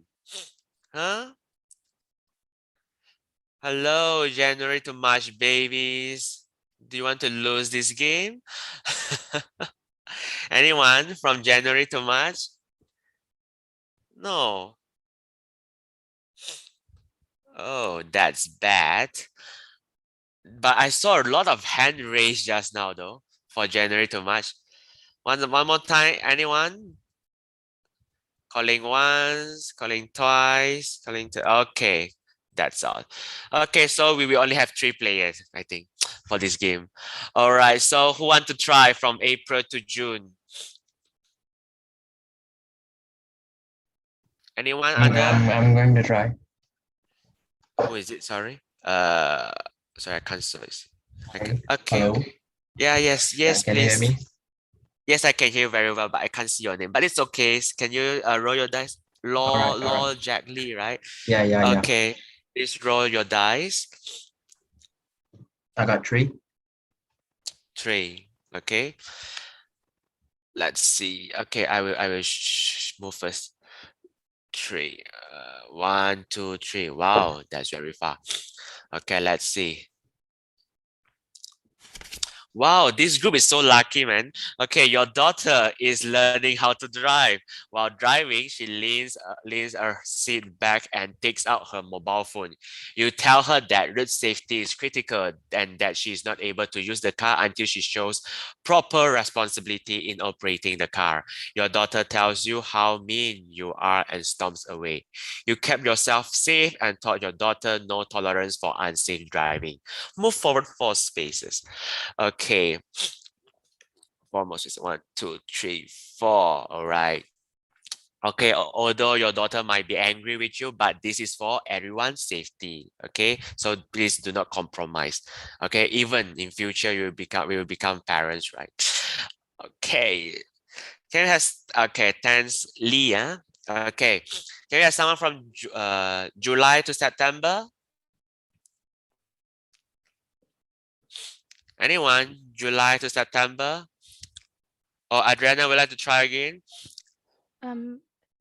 Wasn't July to September have to skip one turn? Oh yeah, thanks for reminding that. Yeah, it's okay. Okay, so let's go to October to December. Who? Patri, Natasha, you are from which group? I am from July to September. Oh, okay, so sorry. Anyone? October to December before we have a last game? Hello? October to December, anyone?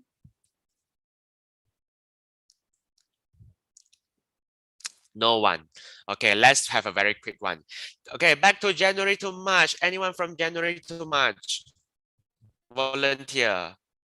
1, 2, 3. No one. Anyone from April to June?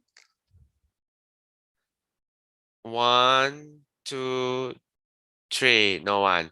Anyone from July to September? Can I try again? Who? Hui Fang? Who is it? Sorry again. Who would like to try just now? Oh, Hazik is it? Hazik. We'd like to try again. Is it? Okay. Okay, so roll the dice. Yeah, for April and June. Okay. Let's have a final 2. What's the number? Is it 6 again? 5. 5. No, it's 5. Okay, so let's move. 1, 2, 3, 4, 5. Wow, that's far. Okay, let's see. Wow, so lucky. You get forward again. So you get on the back of a motorcycle for hire. The driver has his helmet sitting in top of his head, not over his head. He hands you a helmet. You ask him to put his helmet on safely, and you will do the same. He refused. You get off and find another driver or motorcycle. You kept yourself safe and try to encourage safer behavior. Okay, 4 more steps. 1, 2, 3, 4. Okay, maybe last one from July to September. No. Putri, you want to try? Yeah, sure. What's the number? I got a 2. 2. Okay, so orange, right? 1, 2. Let's see. You get into the taxi, and once inside, you realize there's no seat belt. The driver is talking on his phone. You ask him to pull over immediately. You pay him and order another taxi. You learn later that the taxi got into a road accident and 2 people were killed. You kept yourself safe and you are able to move forward 2 spaces. Okay, it's a very good try. Yeah, at least it's still forward. Okay. I think we will end these games here. So if you enjoy this game, in the future, we'll try to have more kind of this game. All right. Okay. Bye. All right. So I think everyone already back to the plenary.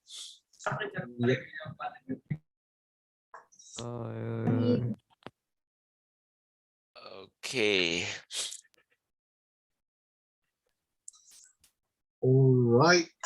Welcome back, everyone. I hope you had some good time with your groups, although it was a bit challenging in terms of time constraints. As future road users, as future vehicle operators, be it motorcycles or cars, I hope that you have learned valuable information about how to conduct yourself and practice good road safety tips. Wearing proper helmets, wearing proper restraints, do not drink and drive, do not be distracted and drive. This is very, very important, as all of you are now, I guess, moving on to 16 years old and 17 years old who have an ability to take your motorcycle license and also driver's license. I hope that you remember from all of the road safety tips that we have shared today and remain safe on the street, the roads.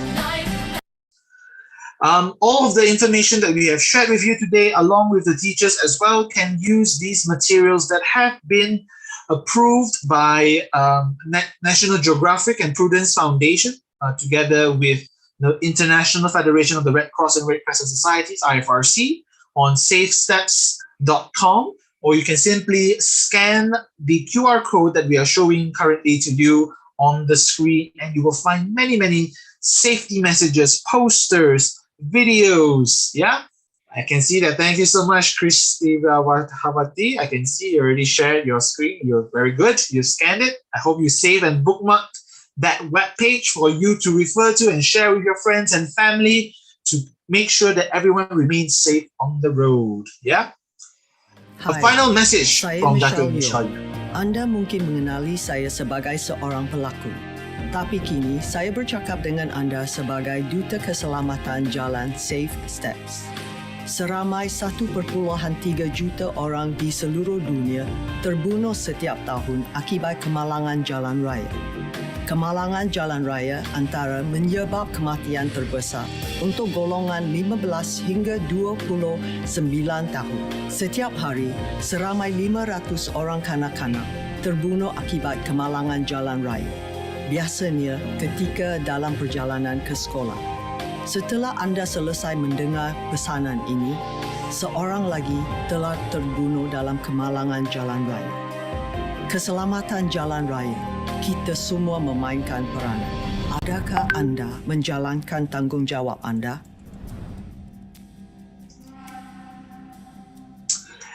Yes, indeed. As we are always constantly reminded, every 24 seconds, another person has died because of a road crash. Yeah, not road accident. Remember what Miss Sabrina said? No longer we should call it a road accident because it's something that we can always prevent. An accident is something that we can't prevent, but it is actually a road crash. So I hope that you've taken away key messages today, and that the number one fact again is also road crashes are the number one cause of death for children and youth aged 5 and 29. It's not drugs, yeah, it's not cancer, it's not diabetes or any other health conditions. It is actually road crashes, which is the number one killer of children. So I hope that really, really stays in your mind and in your everyday life as you use the roads going to school, coming back from school, going to tuition, coming back from tuition, so on and so forth. And also, not just for yourselves, but remind your family and friends, whoever you are sitting in the car with or on the motorcycle with, to practice good road safety tips. And as usual, we are at the end of our session. I'm so sad. I do apologize in advance. We are a few minutes over time. I hope you bear with us. We are now going to go to the Kahoot session. And please take out your mobile devices, your handphones, your tablets, or open a web browser for you to key in the game pin that we are going to share with you. Chong, can you please share the game pin right now?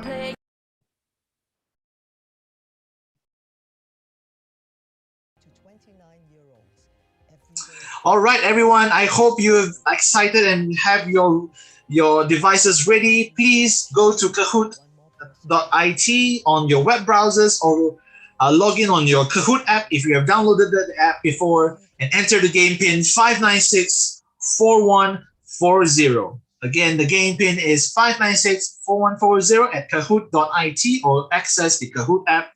We will start in probably 3 minutes at 10:07 sharp. I will give the instruction to Mr. Chong to start the game. And for those who are also live on YouTube, kindly join us. The only advice is for teachers and VAD youth VAD members above 18 years old. Please do not join the Kahoot session because it is specifically for our students in schools under 18 years old, because it's unfair if an adult or an older youth joins the session, as the questions are phrased around the level of understanding for our secondary school students and members.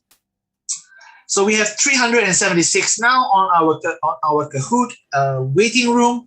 I hope that more of you join us before we start the game, or not, you will lose out the chance to win some cash vouchers on Lazada or Shopee, sponsored today to us by Outpost Sendirian Berhad.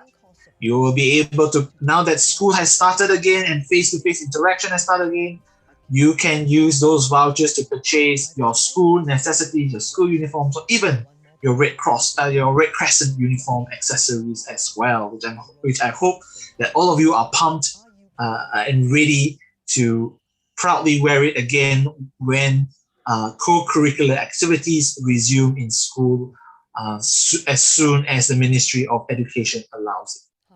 All right, it's 10:05 right now. You have 2 more minutes before I will give the instruction to start the quiz, and you will lose out some time if you join in late. So quickly jump onto your mobile devices, go to Kahoot.it on the web browser, or if you have the Kahoot app, and input the game pin 5964140. It's now 10:06. I'll give 1 more minute. There's only 600 participants. Usually we have more than 1,000. So please take up your chance and try out the Kahoot quiz for you to also test your level of understanding today.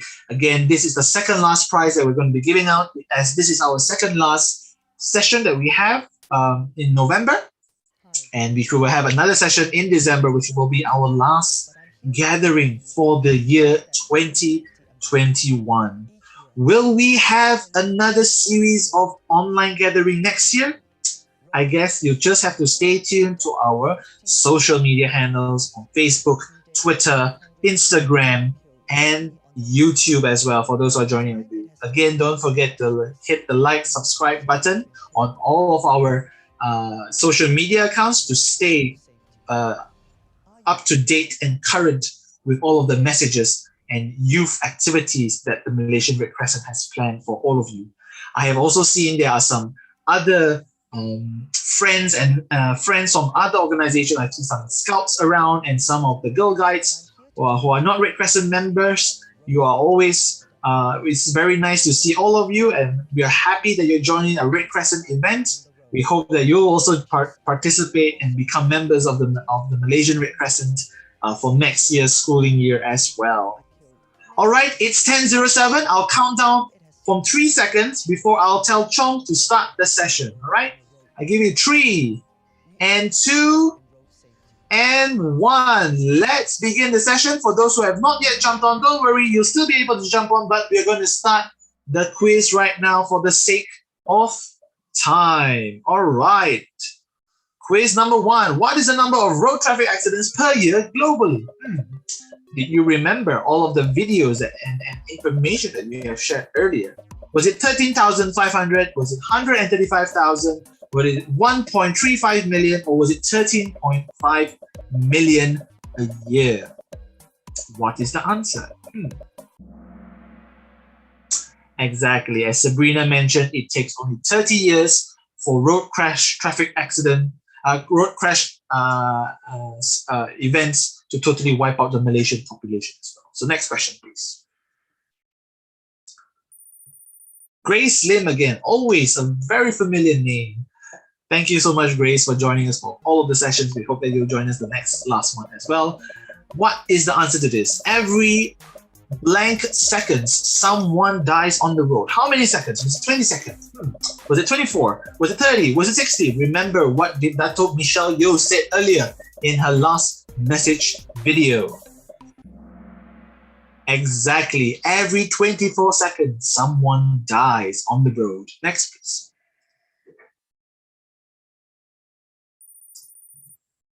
All right. Question number 3 out of 15. Road traffic crashes are the first cause of death among people in which age group? Was it 5 to 29, 30 to 45, 46 to 59, or 60 and above? Do we know what is the answer? We were talking a lot about these statistics earlier, and I hope that all of you remember why road crash and road safety is important. Because it is killing our young generation. It is killing the future of our country. The people who are going to be leaders of our future country. So it's indeed 5 to 29 years old. Can I have the next, please? And Grace is still in the lead. Let's see. It's only question 4. It's still early, guys. You can change your positions. Which term do road safety practitioners prefer to use instead of accident? Was it a collision? Was it a clash? Was it a smash? Or was it a crash? Tricky a bit, but have you been paying attention? All right, indeed. I've been saying earlier as well, we prefer to use road crashes instead of road accidents. Next, please. And the majority of you got it right. Dave is up. So let's see. What is the goal of the safe system approach? Remember that pie chart, that pie diagram that Miss Sabrina was showing to all of us? Was it to create a transport system which is more human-proof, develop the use of technology to prevent road crashes, build safer road infrastructures to protect lives on the road, or to educate road users to display safer road behaviors? This is a bit tricky, I guess, for everyone to recall, but it is indeed the first answer, which is to create a transport system which is more human-proof. And as you know, humans make errors, but we're trying to make the situation to be more human-proof. Next, please.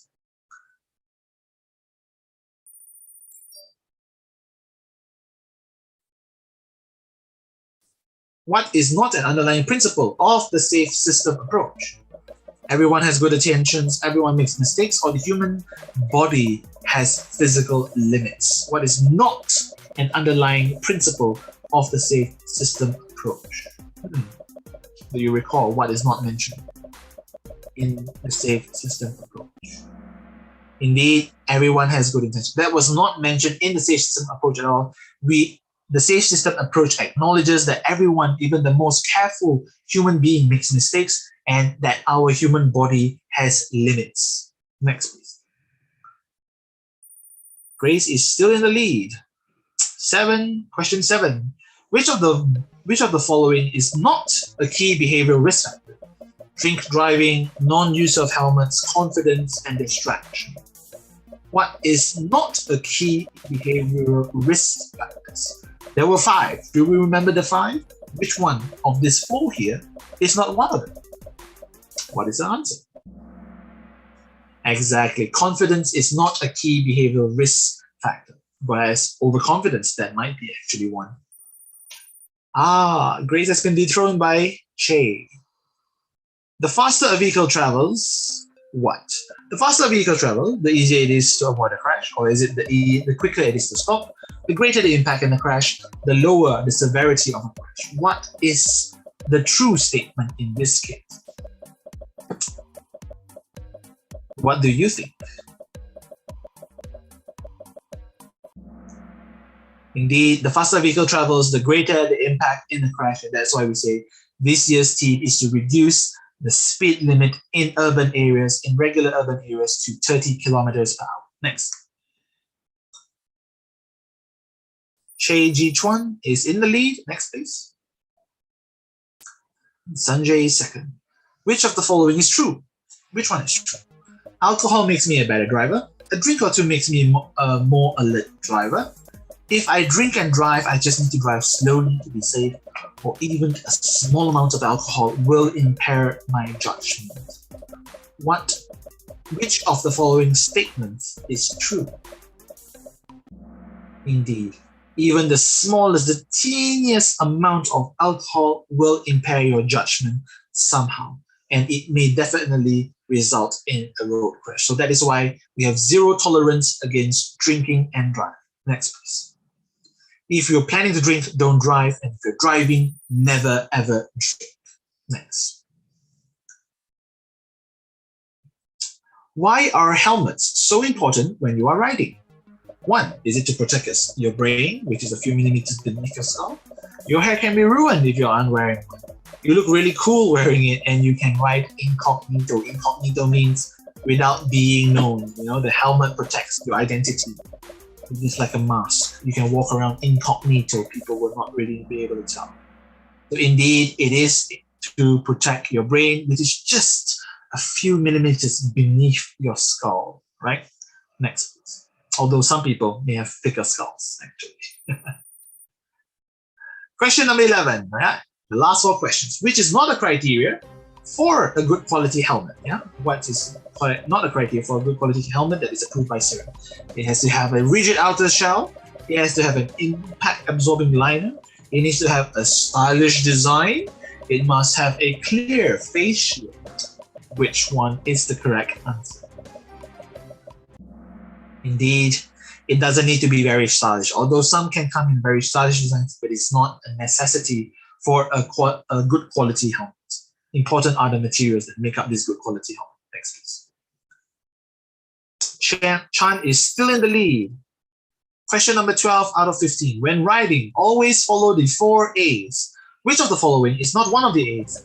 Do you remember what Ms. Sabrina mentioned earlier during the 4 A's?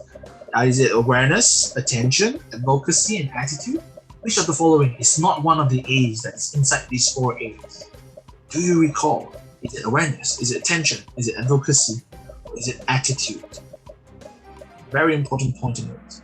Indeed, the 4 A's, advocacy is not one of the A's. We need to be aware of your surroundings. You need to pay attention while you're driving, and you need to have very good attitude. You cannot be angry or irritable when you are driving, because that's very dangerous. Next, please. Chan is still in the lead. Next. The third last question. How do restraints protect? Do they protect by reducing the risk of contact with the interior of the vehicle? Do they reduce the severity of injuries if contact occurs? And do they distribute the force of the crash over the stronger parts of the body, or is it all of the above? What seems to be the most probable answer? Indeed, it is all of the above. It restrains, protects the human body using all of the above statements. Next, please. All right, Chan is still in the lead. Second last question, guys. Will you be able to dethrone Chan or not? How do you lower the risk of distracted driving? 1 is to adjust your speed to conditions. 2 is it to always wear a good standard helmet. 3 is never text or phone while driving. Or 4 is it to encourage passengers to use the seatbelt. Seems pretty clear to me. Is it clear to you? Indeed, the majority of you answered never ever text or make a phone call while you are driving. Never even eat or drink while driving because it distracts you from keeping your eyes on the road. Next, please. Oh, Lemuel Chan is now in first place. Next, please. Will Lemuel retain their seat on the last question? So what is the theme of the World Day of Remembrance for road traffic victims this year? Is it life is not a car part? Act for low speeds? Is it road have stories? Or is it vital post crash actions? Some of these looks familiar. But which one is the correct theme for this year's World Day of Remembrance for road traffic victims? Indeed, remember at the beginning, and we have been saying that this year's theme is to act for low speeds, which is to reduce the speed limits on our roads to 30 kilometers an hour, because we know lower speeds have lower chances of severe or fatal injuries if a crash were to happen. So let's find out who are the winners for this round's, the second last round of our NYOG. In third place, L. All right, L, please reach out to us. We can't tell who is L. Second place, Gan Junjie, congratulations. And the first place goes to Chan Ji Chuan. So please email to us, reach out to us. Don't forget Lemuel and Kizi. Also, fourth and fifth place, please reach out to us. The organizers, you also have prizes. So I congratulate all of our 5 winners for today. We also like to take your feedback on today's sessions. Was it too difficult? Was it interesting? Yeah, let us know on the quiz, the questions that we have presented. Was it too easy for you, not challenging enough? All right. Would you recommend? Did we achieve the learning outcomes, and how are you feeling at the end? I hope that you will maintain excited. We still have over 850 people on Zoom with us. I'm not sure how many on YouTube, but thank you so much for staying till the end. We really, really appreciate, and we hope that you enjoyed your day with us today, your night with us actually. And we do apologize for the overrun of time. Our organizers have shared again the Padlet for the 10 commitments. If you have not done so, please access the Padlet for you to sign and commit to the road safety practices that you promised to do. And we are now also going to share the attendance link to all of you as well, the most awaited session. Everyone, please key in your attendance. We also like to share, some of us have already signed, on the road commitments you have done. Wow, I see plenty of people have already committed, to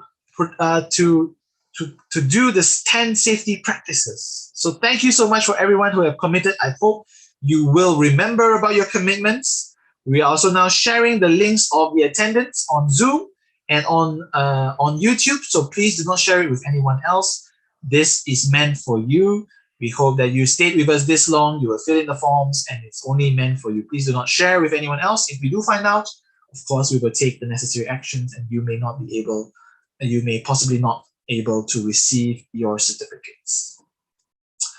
So that is it, everyone, for the 10th session of the National Youth Online Gathering of the Malaysian Red Crescent Youth, and on the topic of World Day of Remembrance for Road Traffic Victims, which this year's theme is to act for low speeds for this year, which is for speed at 30 kilometers and below in our streets. I thank all of you for staying with us for so long, till 10:20, and we hope that you had fun. For those who are joining us from live on YouTube, Thank you so much for joining us. We hope that you continue to like and subscribe our channel so that you will be updated with the latest information, and with any other live streams that we are planning, you will be updated on the sessions. And we hope for you, again, a reminder, please do not send an email to us tonight, tomorrow, the day after tomorrow, because it will take up to 5 working days for us to generate your certificates. We know that you are all very excited to receive your certificates. Please give the organizers some time to generate your certificates to ensure that your name and your IC and all is correct. Please key in the correct name and IC. If you keyed in wrongly and we issue the certificate already, we will not be making any amendments. So please read carefully the instructions, yeah? And you will also need to answer some quizzes, the same questions that was asked earlier in Kahoot to verify that you actually attended and you were actually paying attention throughout the whole session for you to be eligible to receive your certificate. If you achieve a point of below than 50%, of course, you will not be able to receive the certificate. And to check for your certificates, we will be sharing the link with you as well. Go to bit.ly/MRCS certificate for you to locate your certificate yourselves. We will not be emailing it to you anymore. All right, you are supposed to go onto this platform and search for your name, search for your IC or email address. Okay, don't forget your IC number must include the dash as well, the 2 dashes. All right. We hope that you had a fun time with us. Please don't forget. Thank you so much for your active participation, and please don't forget to like, follow, and subscribe on social media handles on Facebook, which is Malaysian RC, on Instagram, which is Malaysian Red Crescent, on Twitter, on Malaysian RC as well, and of course on YouTube, which is Malaysian Red Crescent as well. And don't forget to like and subscribe and hit the notification bell button so that you will be informed of the next live session. We hope to see all of you on the final session on the 4th of December, which is a few weeks from today, which is we're going to be delivering our last session for this year, 2021, and we hope that you have enjoyed your time with us as well. For those who are joining us from YouTube Live, thank you so much and have a good night. For those who are still on Zoom, please do not leave. We're going to take a photo session as well. So give us a few more minutes. Chong, thank you so much for everyone who's joining us live from YouTube. We'll catch you on the next session on the 4th of December. And good night. Chong, are you able? I will reclaim the host. Yes.